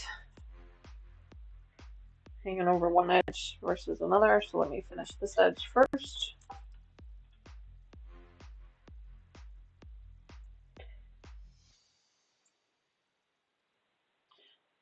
Then we're going to need to figure out how to do these pattern pieces. Now, I will be honest with you guys and tell you it has been a very long time since I've worked with a traditional pattern, like a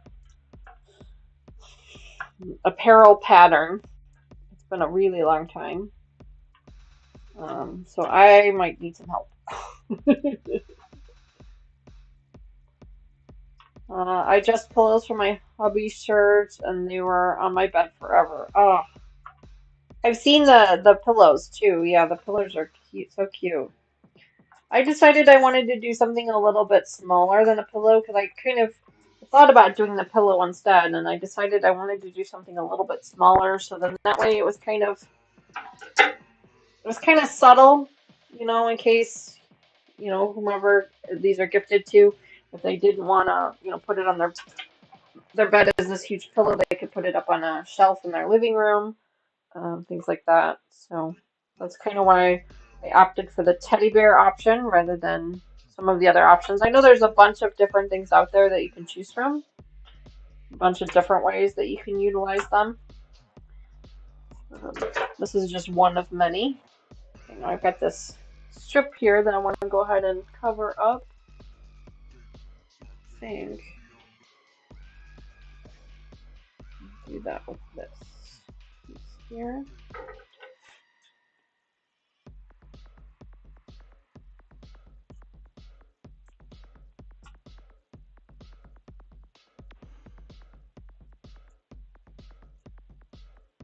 I'm trying to cover up as much of it as I can.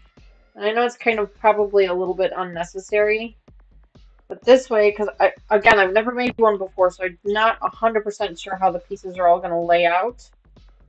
I'm certain that there's probably way more fabric here than what I need. But this way, I give myself a little bit of wiggle room, a little bit of options. I'm not limiting my abilities. Sandra says I made 20 pillows in 9 days. Oh my gosh, before the memorial service, and they had Dad and Grandpa there with them. Oh my gosh. Wow, Sandra, that's 20 pillows in 9 days. That's crazy. Like that's a marathon of pillow making. Did you follow a specific pattern, Sandra, or did you just kind of come up with your own design? I know that you are super creative, so it wouldn't surprise me if you said you just came up with it on the fly. But it might be something I might look into later on, making pillows or something. So if there's a specific pattern you followed, if you could let me know. And if not, that's okay too. I might just have to come to you and ask you how to do it.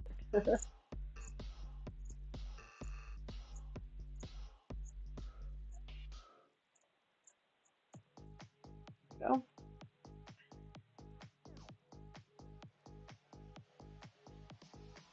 okay.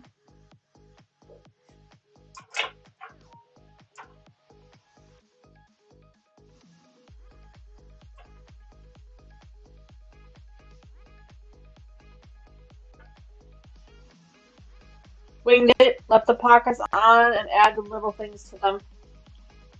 All right, fair enough.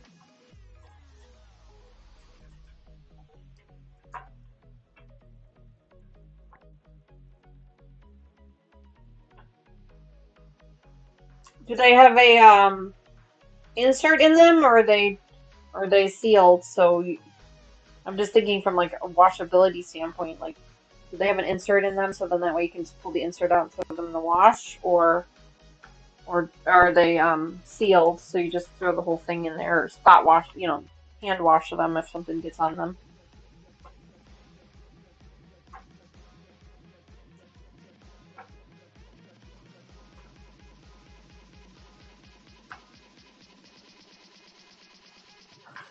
Sandra said, "My hubby was bald, but in his dresser there was 9 pocket combs." Brett 46, that's a great idea. Ornaments. Use the small scraps for ornaments. That's a great idea. Thank you for that idea. That's actually a really good idea. I might have to remember that.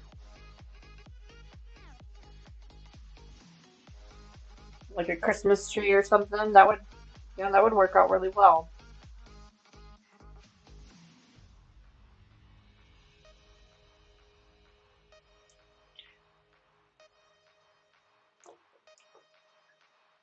I'm sure those of you who've made these before are probably screaming at me like, Danny, you really don't need to stabilize that much of the fabric. Like, you're not going to need all that. And I'm sure that you're correct on that, but I'm just, I think it's all kind of be part of my process right now. I'm just trying to, embrace every single piece that I can, and we'll kind of go from there.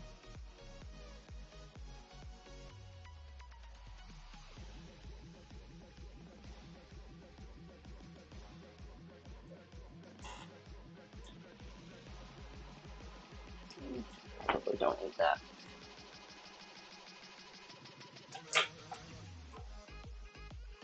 This is our last piece here, and then we'll go ahead and lay out our.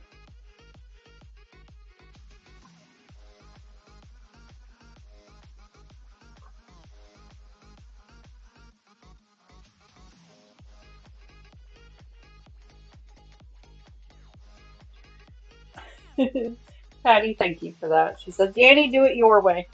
Don't worry about the rest of us. You do it your way. Thank you. It does make sewing easier when it's stabilized. That is true. All right. So all of our pieces are officially stabilized. This one still needs to cool for a minute. So let's go ahead and leave that for just a second. So now I'm going to grab my muslin fabric. I have a huge, huge amount of it here. Like, I don't understand why I bought myself so much of it. Like, Lord knows I did not need this much. I probably needed less than a yard of it, and I think I bought like 3 or 4 yards. It's just crazy. So anyway, so let me go ahead and cut a big chunk of this off. So then that way it's a little bit easier for us to work with. Let's turn the seams here. It's like folded 100 ways. It's fine. We probably only need one of these. It's gonna be my guess. Let's go ahead and grab our shears. Cut this up real quick.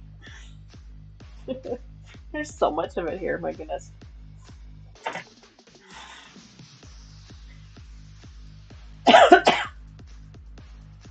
Oh, no problem, Patty. I truly appreciate you being here. Thank you so much. I'm sure you guys will see this project again on the channel soon enough. But I really appreciate you being here. I hope you have a wonderful Easter, and you take care of your stuff. And we will see you hopefully again on Thursday evening, and if not Thursday evening, then next Sunday again.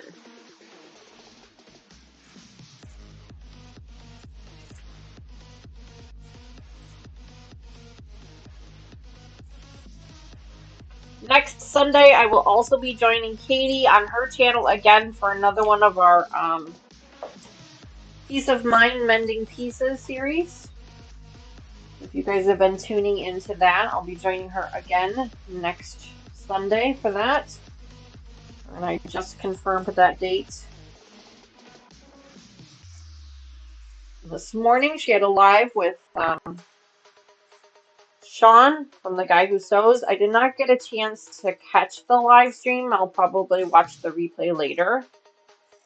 But she was over there.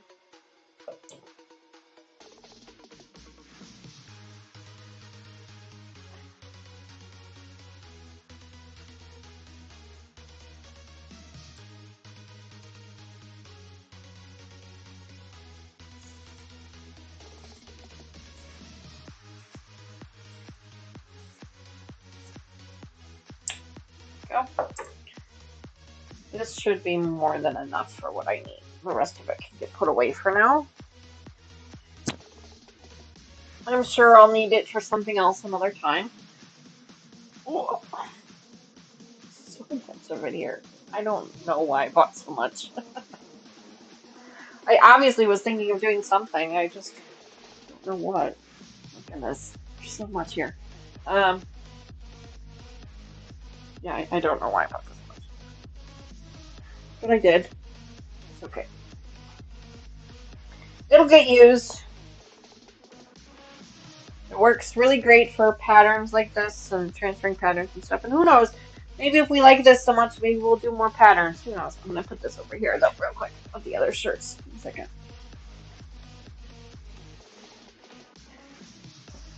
Put that away in the dresser. I have a dresser that's in the closet in here that I use for storage. It really helps keep things organized. All right, so basically the idea here is I'm going to lay this underneath each of my pieces, and then I'm going to lay the pattern pieces on top of it, on top of the two layers, and then just kind of go from there. And then I will write out on this piece, you know, I'll transfer all the words and everything else to it. That's the idea anyway. We'll see if it works out.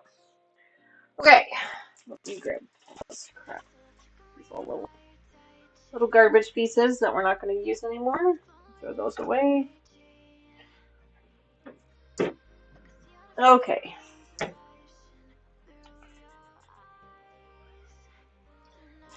So now I've kind of cut out, well, I just cut out the strip of where the pattern pieces are. We actually need to cut each of the pattern pieces out so that we can lay them out. The directions, I did read the instructions for this pattern. It does give you some layout instructions, but it's giving you those based on the fact that you'd be using something with yardage, and obviously we're not. So I'm going to go ahead and just kind of generically cut these for right now, just to kind of get them so they're a little bit easier to use. And we'll go from there.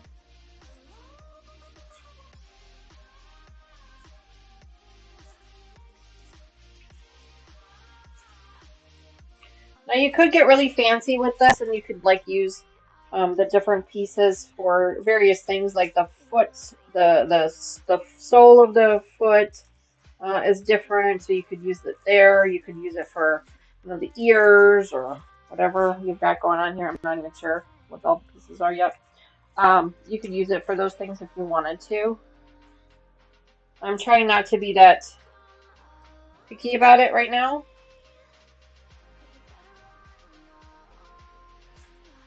and just kind of utilize what I've got. So, this is a simplicity pattern. I don't remember what it's called. I know the number is 8155. I'm not sure if there's a name for it or not. This is a simplicity pattern. I did not buy it from Joanne Fabrics. I bought it online.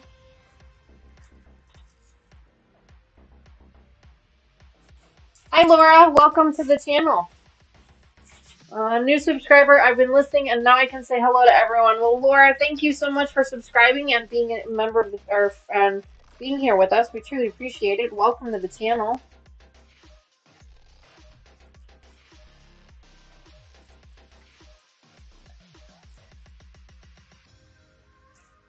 I'm sorry that you had to wait to be able to participate, but you know we got to get rid of the we got to keep the trolls out somehow. So that's why we have that requirement there. So I apologize for that. I know it's a bit of a pain for those that aren't actually trolls.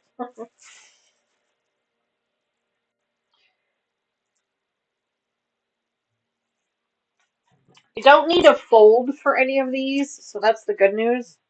So I'm just kind of cutting around to them, but I don't need a fold for any of it.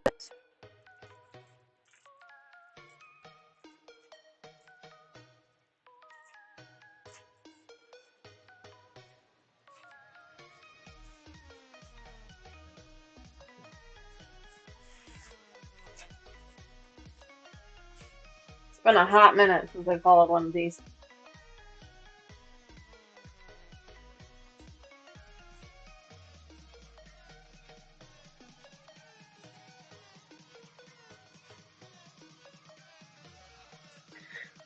And Laura, thank you for reminding me.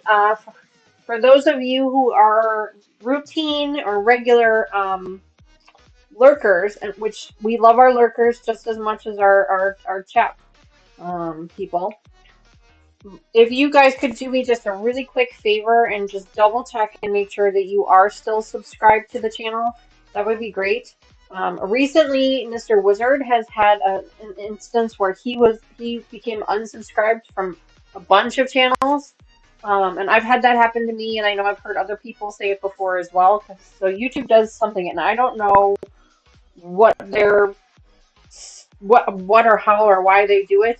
But YouTube does something silly sometimes where it unsubscribes you from channels that you watch on a regular basis, and some of them even ones that you participate with. So if you guys could just, if you're in chat, obviously if you're participating in chat, then you are a subscriber because that's the only way that you can do that. But if you are not a participator in chat and you're just a lurker or you're watching this after the stream has ended as a replay, if you could just, when you get a second, just double check and make sure that you are still subscribed to the channel. That would be really helpful. I have noticed that our subscriber numbers went down ever so slightly, not a lot, but just a little bit, and that always worries me, like a little bit. Like I understand that sometimes my channel just isn't for everybody, and that's totally fine. There's nothing wrong with that.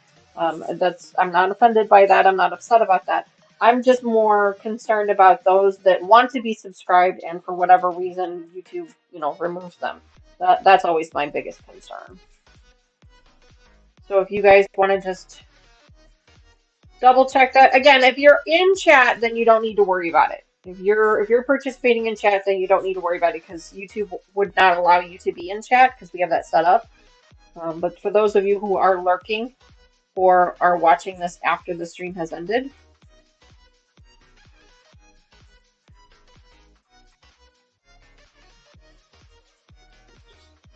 garbage. So each one of these pieces requires us to make two, except for the nose piece, which is only a piece, which only requires one. Obviously, the nose piece, I don't know that I'm going to do that out of the same fabric. I think I'll probably skip the nose piece and use a button as the nose, I think. I'm not sure. I have it here. If I need to cut it out because I need the fabric for something, then I will do that. But part of me thinks that I'm going to be able to do that with something else. We'll see. Laura says, I'm excited about this because I'm planning to make some memory bears. I ordered a template set from Amazon and the pieces are so small. Hmm. Well, Laura, this is not template from Amazon. This is an actual pattern from Simplicity. So it's a little bit different. And but I'm glad that hopefully it'll help you as well.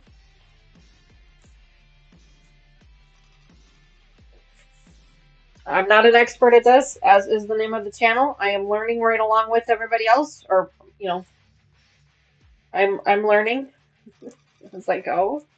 The experts are the ones that you're going to be that you're chatting with. Those are the experts, not me. I'm still just learning. All right, so there's all of our pieces cut. I didn't really cut them very well. Like I just kind of cut around the edges. I didn't do a whole lot. This is just all pieces here.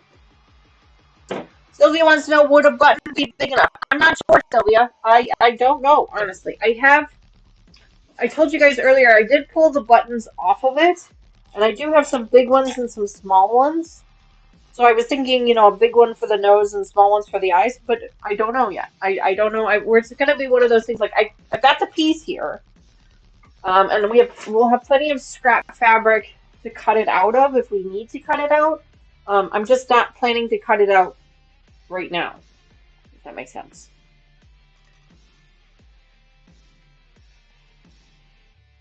Oh, yeah, that makes sense. Yeah.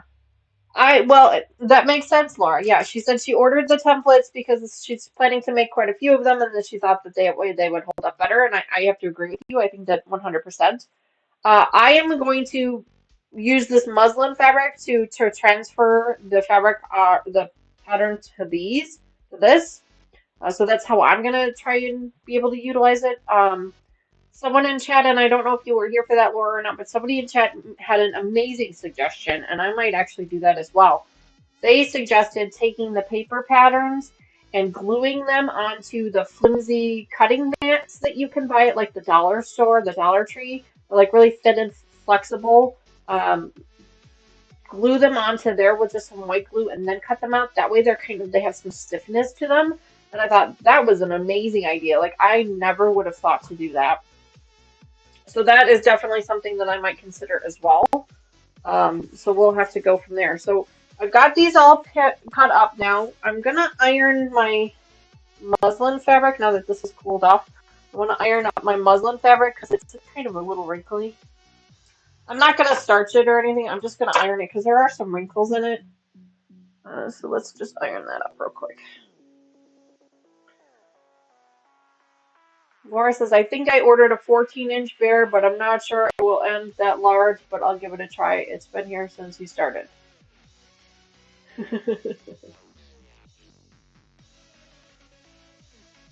Back in the 80s, I made 20 plus Care Bears out of one paper pattern. Well, was the paper the same paper though, Sandra? Like, I feel like the pattern paper keeps getting thinner and thinner and thinner as I get older and older and older. Um, I don't have a Care Bear. I have a Cabbage Patch doll. I have a handmade Cabbage Patch doll. Cabbage Patch dolls were very popular when I was a kid, and I know they came back there for a little while when the girls were little. But they were really popular when I was a kid. But they were also very, very expensive. And at that time, you could buy just the head of the Cabbage Patch dolls, and you could make your own. And so I actually have one that my grandma made me, my great grandmother made me. And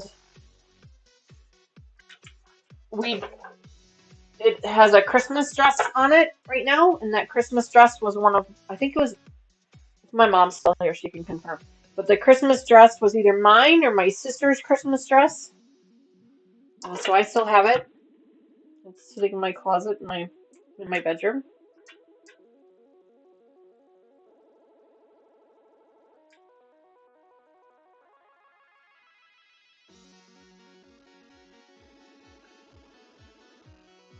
You use those cutting knives to make templates all the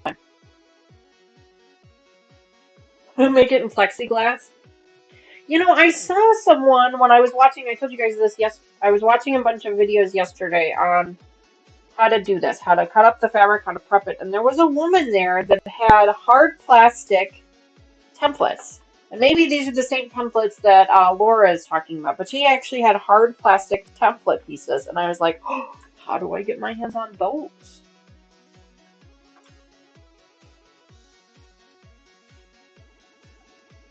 The Cabbage Patch head was too different than the real ones, but made several for them also. Ah,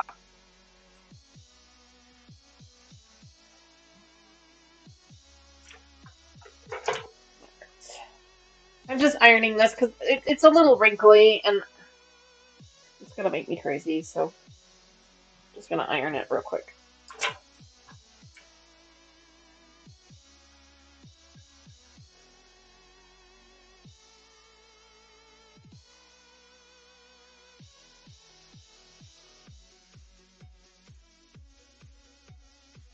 Some will and some won't. I'm taking paper quilting templates and they've reproduced them. Gotcha.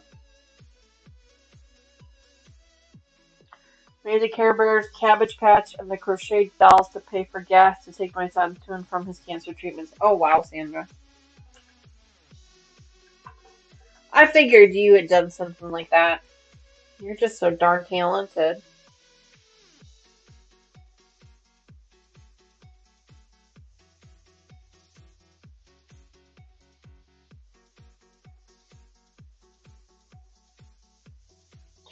And I think if I remember correctly, the body of my Cabbage Patch doll is even made out of muslin because it's a stiffer material.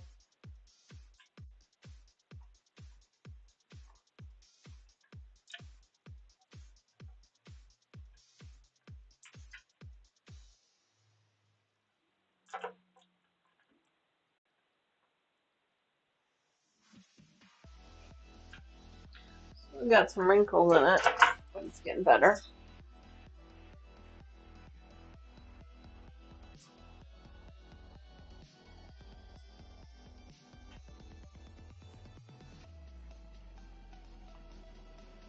Oh.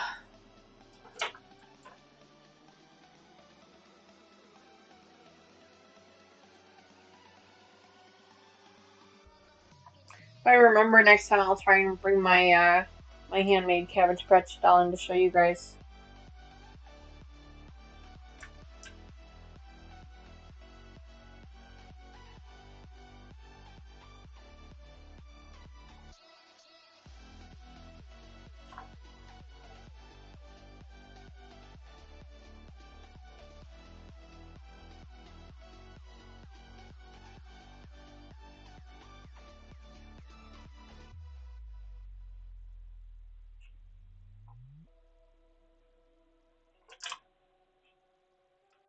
Okay. Last piece here. It's still got a little bit of a wrinkle in it. I don't know if you guys can see it. That's a pretty hard wrinkle there. I could probably pull the water bottle out and spray it, but it's not that important to me because this is just going to be the pattern pieces. I just was trying to get the big ones out.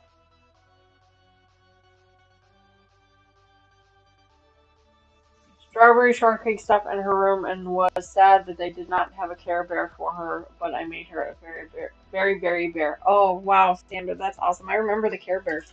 Care Bears were a big thing when I was a kid too. Rainbow Bright was another big one. I loved the Care Bears. I had a cupcake one. Forgive me, I do not remember her name, but she had a cupcake on her chest. Okay. My muslin is ironed up about as well as it's going to be ironed. I mean, I'm not looking for perfection here.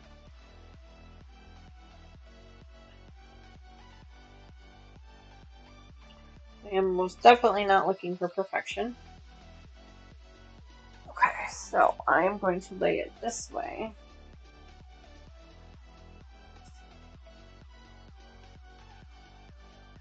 For now. I have plenty of it if I need more, so I'm not too worried about it. I'm going to lay this one down first, and then we'll take our smaller pieces. This one here.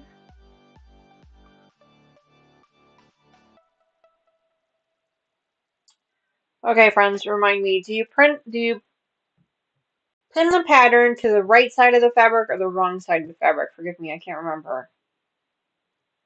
I want to say it goes on top of the right side of the fabric, but please let me know. I've never seen muslin that stiff. Yes, it's very stiff. It's very, very stiff. Very stiff.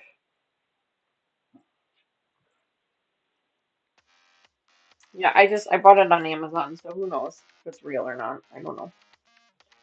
On the right side. Okay, that's what I thought, but I wanted to make sure. Just want to make sure I've got it. Kind of. Okay.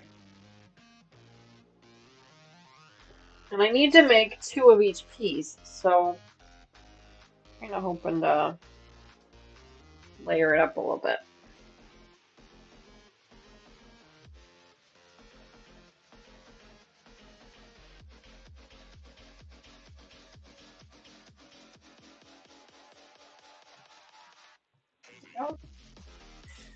Okay, so let's see what pieces we got. So I want to keep I've got a bunch of pieces here. You guys can see all these pieces I've got. So I want to keep the really long ones, the really bigger pieces for the big piece of backing, obviously. So let's separate these out for just a second. The majority of them are like this 8 inches pieces here, looks like. This one here that's pretty long. Here it's pretty long. Majority of these are pretty small, actually. So let's see what we've got here. So let's. The arrows point for direction, so try and keep them directional.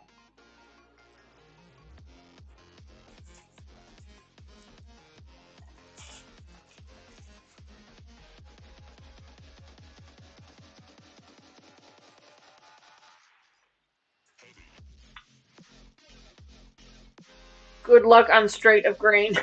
Yeah. Yeah, I'm gonna kind of give up on that a little bit. I'm just gonna kind of line it up as best I can. It's not gonna be perfect for sure, but it should be close enough, I think.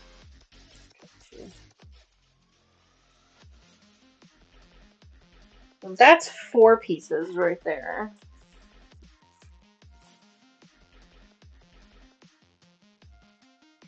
And I still have some chunks left, and I still have all that there, so I think we're going to be fine.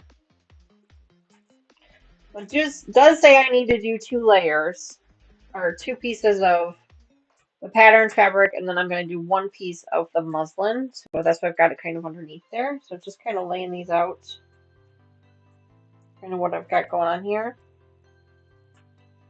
so that they're all basically laying the same direction. Got all the arrows going the same way. I'm not going to get them, you know, with the grain of the fabric the way you should. But I'm going to try my best to keep them at least all going the same direction. That might help things a little bit. So I've got 4 of them laid out there. I've got a couple more small ones here. I think I'll wait on the small ones. I've got plenty of fabric, so that's the good news. Oh, I could probably get it right there. There we go. A little bit though.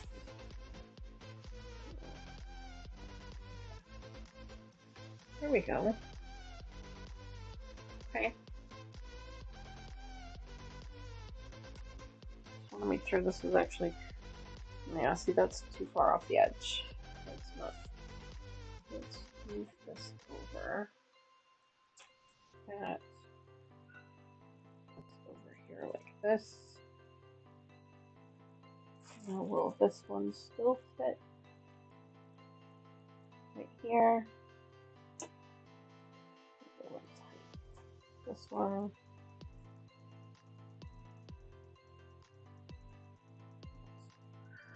Barely. Barely on the edge there.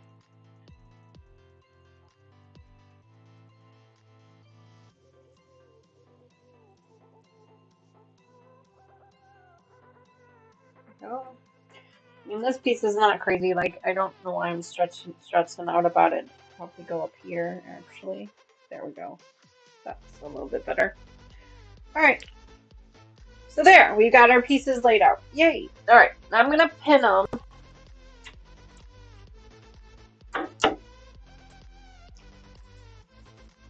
Kind of where these arrows are here. Gonna go through all 3 layers. There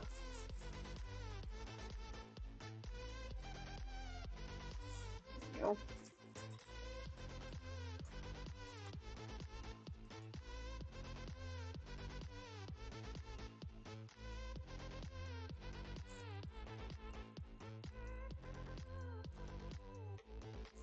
There we go.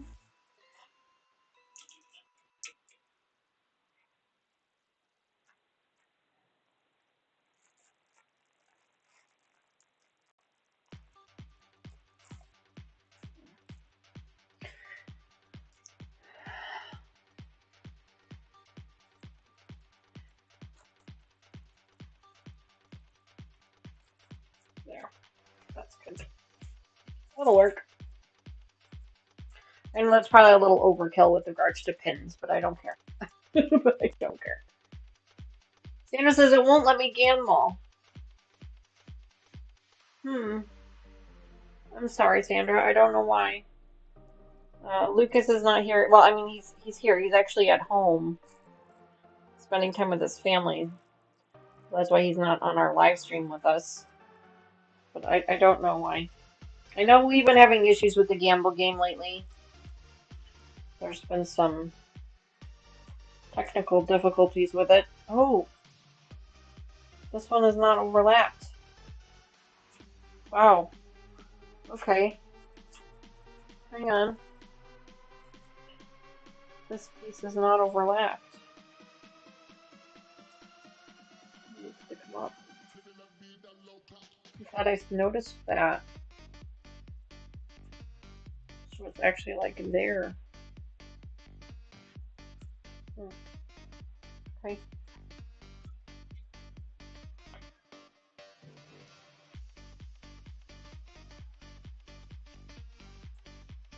I probably should have put my cutting mat down before I started pinning.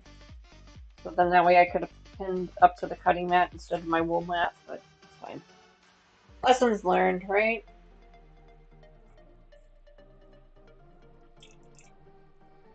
Try a smaller amount of symbols.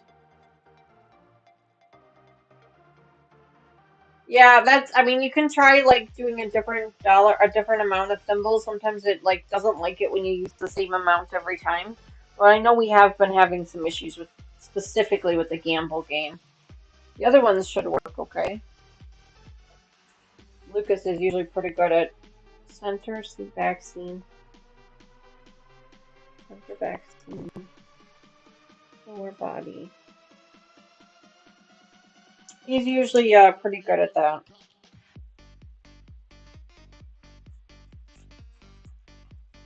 Okay.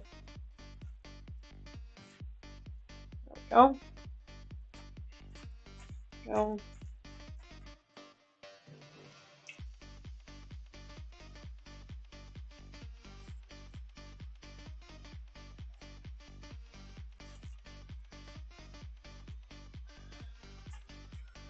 All right. Those are all done. Grab this one now.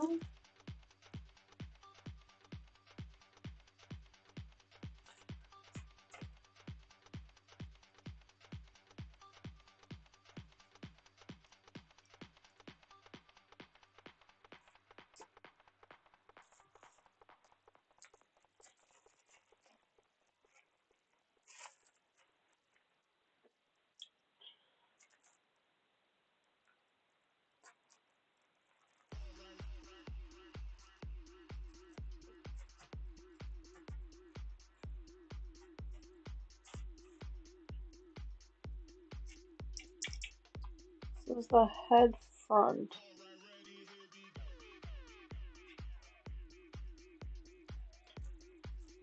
It has been a hot minute since I followed one of these patterns. All of these symbols and everything are looking completely foreign to me. I'm gonna have to do some homework.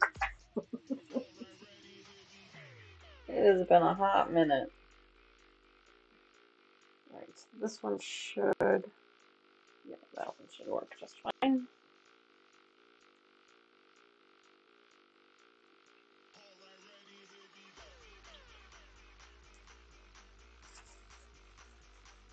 And then our pieces here. The tissue paper, that's basically what it is. It's tissue paper, super duper thin. That's why I've got the layer of muslin on the bottom, because I'm going to be transferring this to that muslin so that I can utilize it again. And I might still end up making that plastic templates like you suggested with the cutting mats. That is an amazing idea, and I might still end up doing that. I don't know yet. We'll see. Oh, this is number 4. Oh, I have to cut 4 of these. Oh. Oh. I have to do 2 there.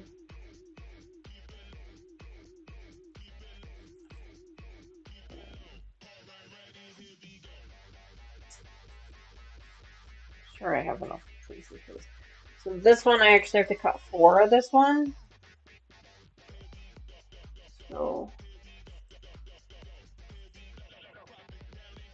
that's interesting. It'll fit right here. I could do 2.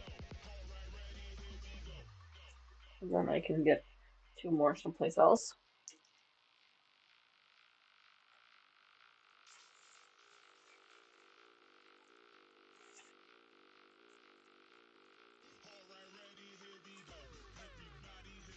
It might actually be too big.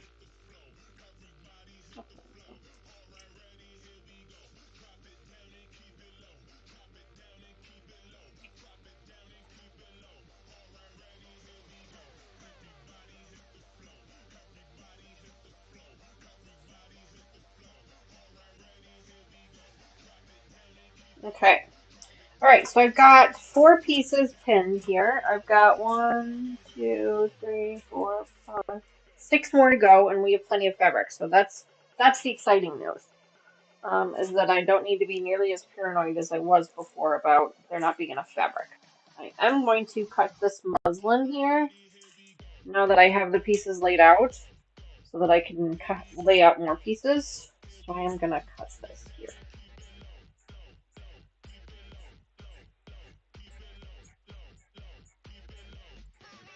There we go. All right, so now this piece here can be layered on top of this piece here, and then I can cut 2 more of this ear piece because I need 4 of these.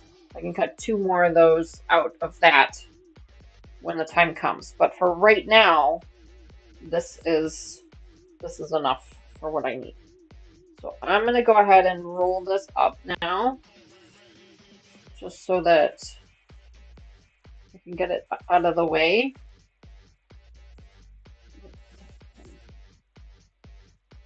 Wrong direction. This pen.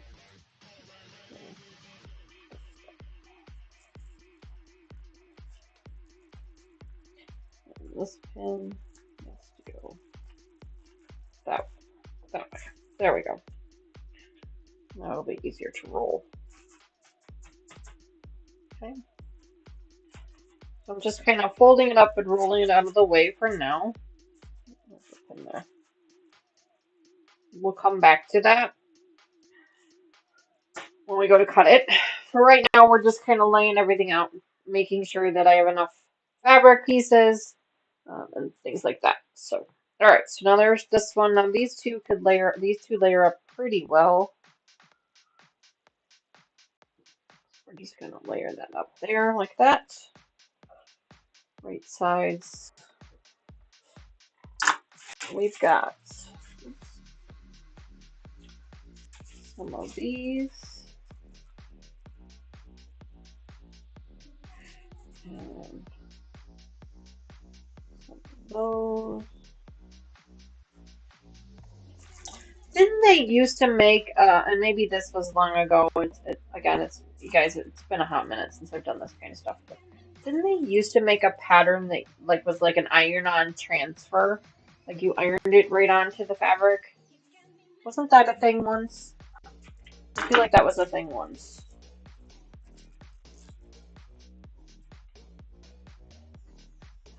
Or am I just completely losing my mind? I don't know, I feel like that was a thing once. You guys that do this more will probably know more than I will.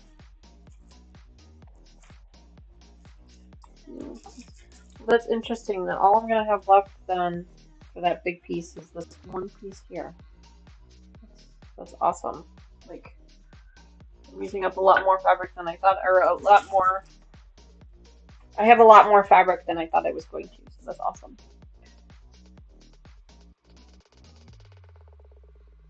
Sandra K, you retracted your statement. Why did you do that?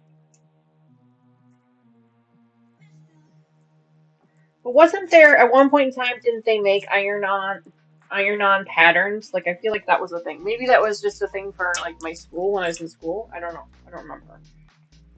But I feel like that was a thing once. And if not, why the hell not? Like we've got the technology. Hi Nancy. Welcome back to the channel. It's so great to see you. Happy Sunday morning to you. I hope you're well. I am doing much better than I was earlier in the stream, so you picked a perfect time. I'm much more put together. I've gotten over my initial emotions and have been doing better. Thanks 100% to you guys for giving me that strength and courage.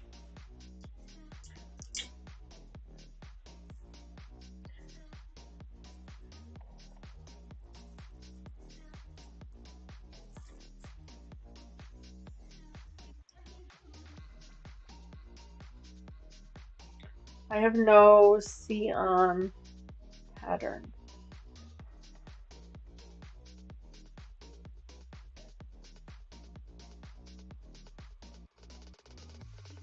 The muslin, Laura, is to transfer the pattern so that I can use it as a template to make more.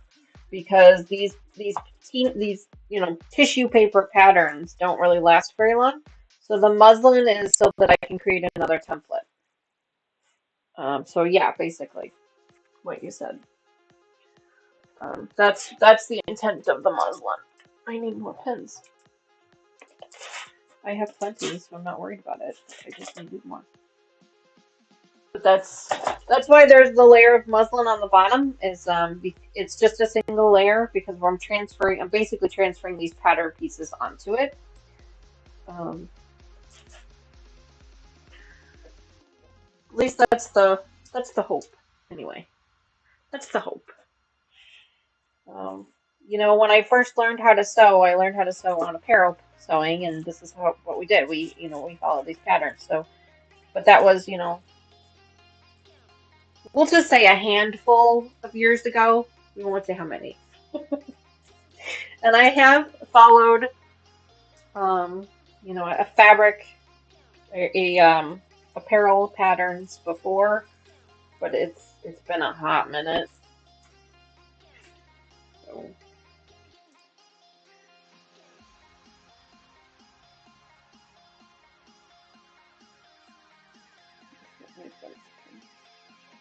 And I know that I'm using way more pins than I need to, but that will be an ongoing thing with me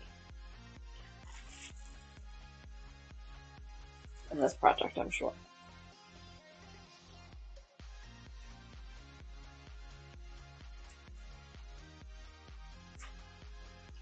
Yeah, so some people said to glue the patterns onto the plastic cutting mats, which I think is a fantastic idea. And I may still do that later on. But the intent has been to go ahead and transfer these over to the muslin for now, and I can always do something else with them later. And the muslin that I purchased, I don't know like what's so special about it, but it's super stiff, like super stiff muslin. So yeah, that's the plan. You know what they say about plans.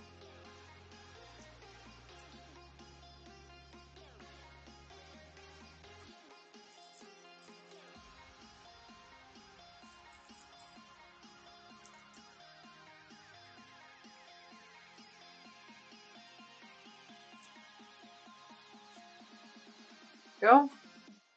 All right, so that one is now trimmed up and ready to go. This one here.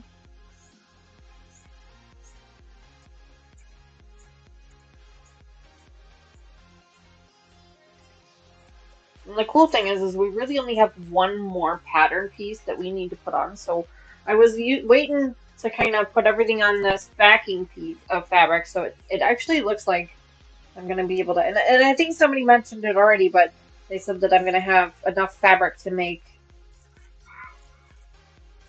like 1.5 of these.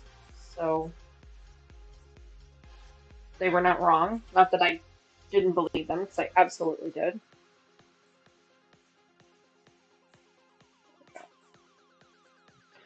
All right. Now I have 2 pieces left here, 2 pattern pieces left, and then I have the nose piece, which I said originally that I was gonna hang out and wait on the nose piece, because the nose piece says to use black felt for the nose, obviously, and I'm just not sure if I'm gonna actually need it. This big enough, big enough for that. This is big enough for. Oh wow, this piece of muslin here is big enough, so this is actually extra. That works out perfectly.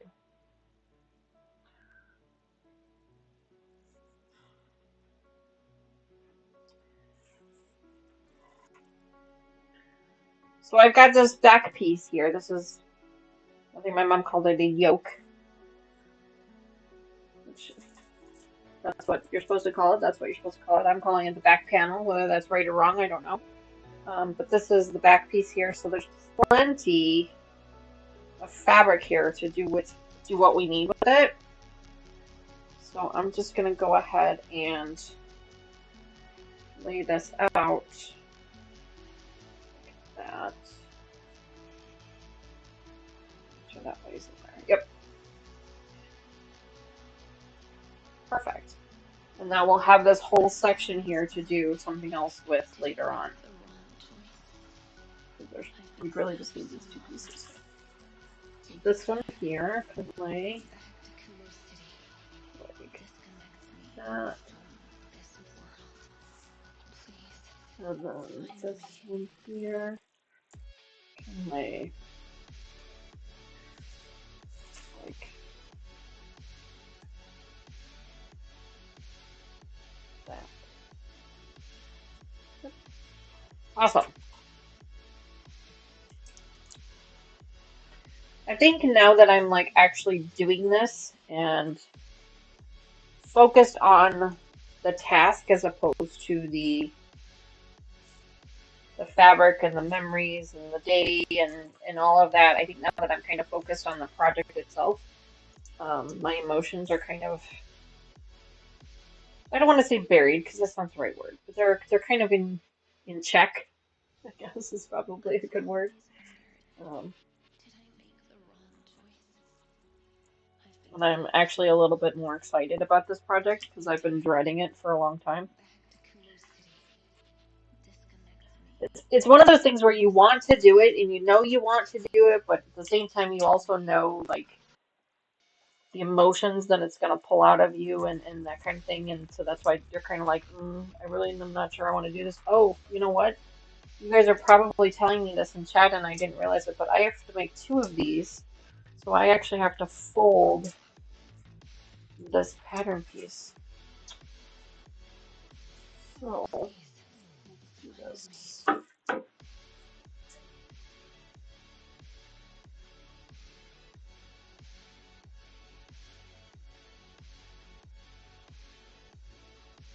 Yeah, I have to make 2 of these, so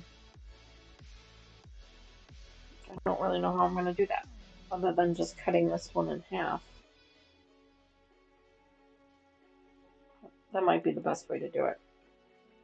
Just cut this one in half. Because if I fold it, sometimes getting harder to start. Yeah, it is. You're absolutely right. But see, if I fold it like this, then I'm going to do the pieces opposite, and I don't want to do that. Do I want to do that?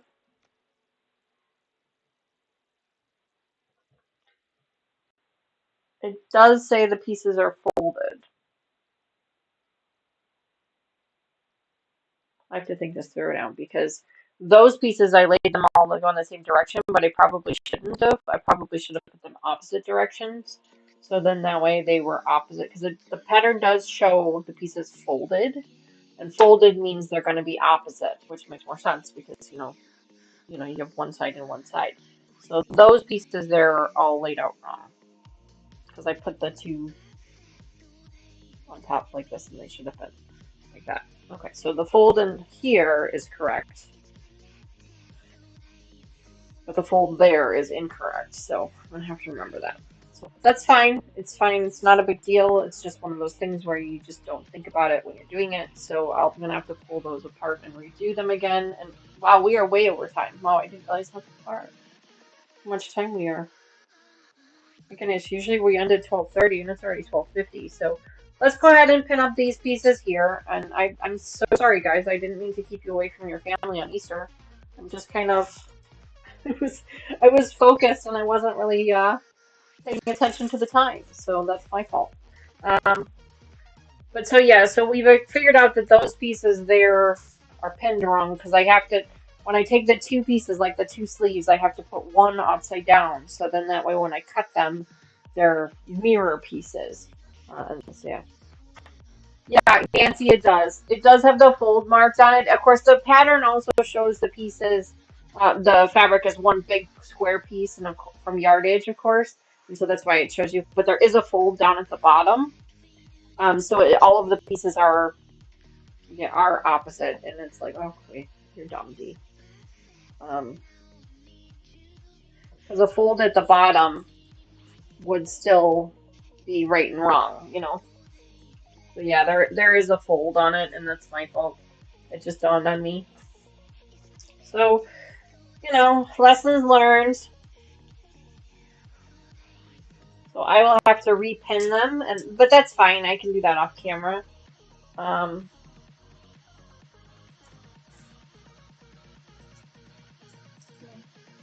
I can repin them, and then the next time we come back to this project, which is going to be a little bit because I've got a lot of stuff going on in May already, but you guys will see this again in June. We'll come back to this project again in June, and when we do, we'll actually be cutting the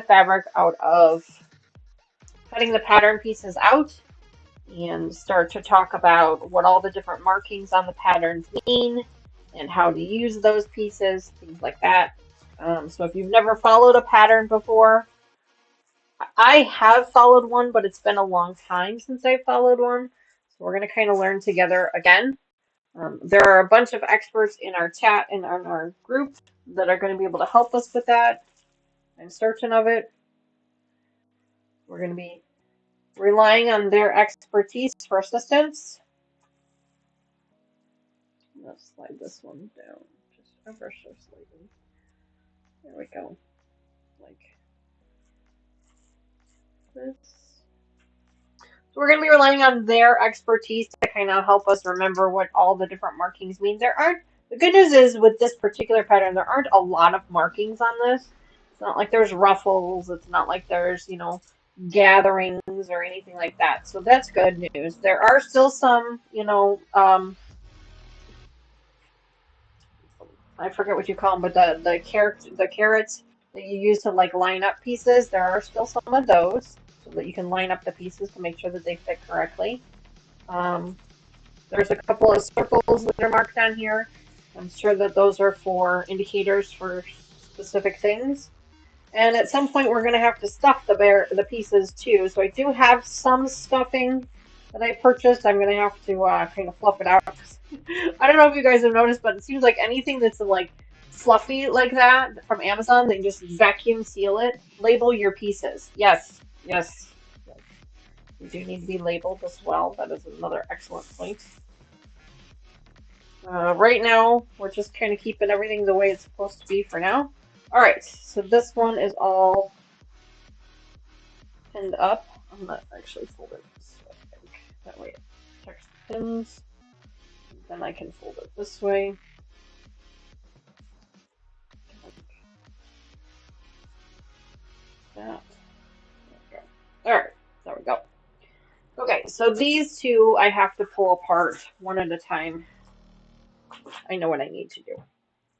I know what I did wrong and I know what I need to do.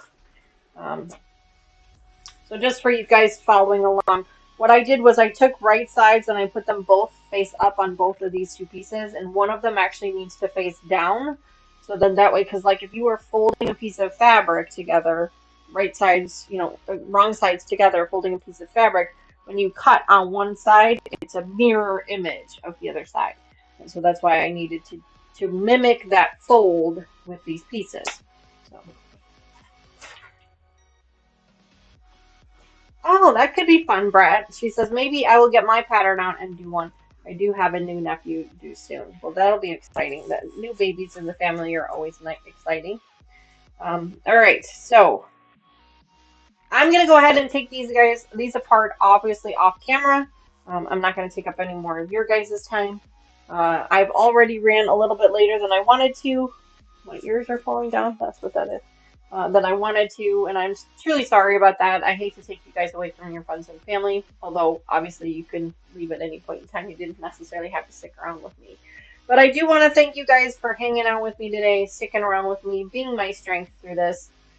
The beginning of this stream was much more challenging than it is now. I think, like I said, I'm kind of focused on the task at hand as opposed to the memories and everything else that goes along with it that's attached to it. I've been able to separate that from myself, at least for now, but I'm sure as I go through with things, it will become a challenge again soon. So we'll have to wait and see. But you guys will start to see this one. This project has gone better than I expected it to. I'm not nearly the basket case that I thought I was going to be on camera, which is good. So you guys will see this series again, because that was one of the other things, since I wasn't 100% sure if you guys were going to even see it again. But you will. You'll see it again in June. We will bring it back in June, and hopefully, I mean, it shouldn't take too long to put together. These are pretty easy. I've heard that people are able to get them together within a couple of days. Obviously, here on the channel, it's going to take a little bit longer than that. But hopefully, we'll be able to get them together pretty quickly. For those of you who are following along, who are interested, this is a simplicity pattern. It is pattern number 8155. It is a teddy bear pattern. And then there's also some clothes that can go along with the teddy bears as well. I'm not necessarily making any of the clothes yet, although I might another time. We'll have to wait and see. But for right now, it's just the teddy bear. This is what I'm looking in. Thank you again, everybody, for joining me today. I hope you guys have a fantastic rest of your weekend and a happy Easter to you if you celebrate. I feel much better ending this stream than I did when I started it. I do have to say that. But anyway, folks, I will see you again next week. Don't forget, live stream on Thursday, and then one on Saturday, and then another one again on Sunday. It's going to be a little bit of a crazy week. So anyway, I'll see you guys again really soon. Bye for now.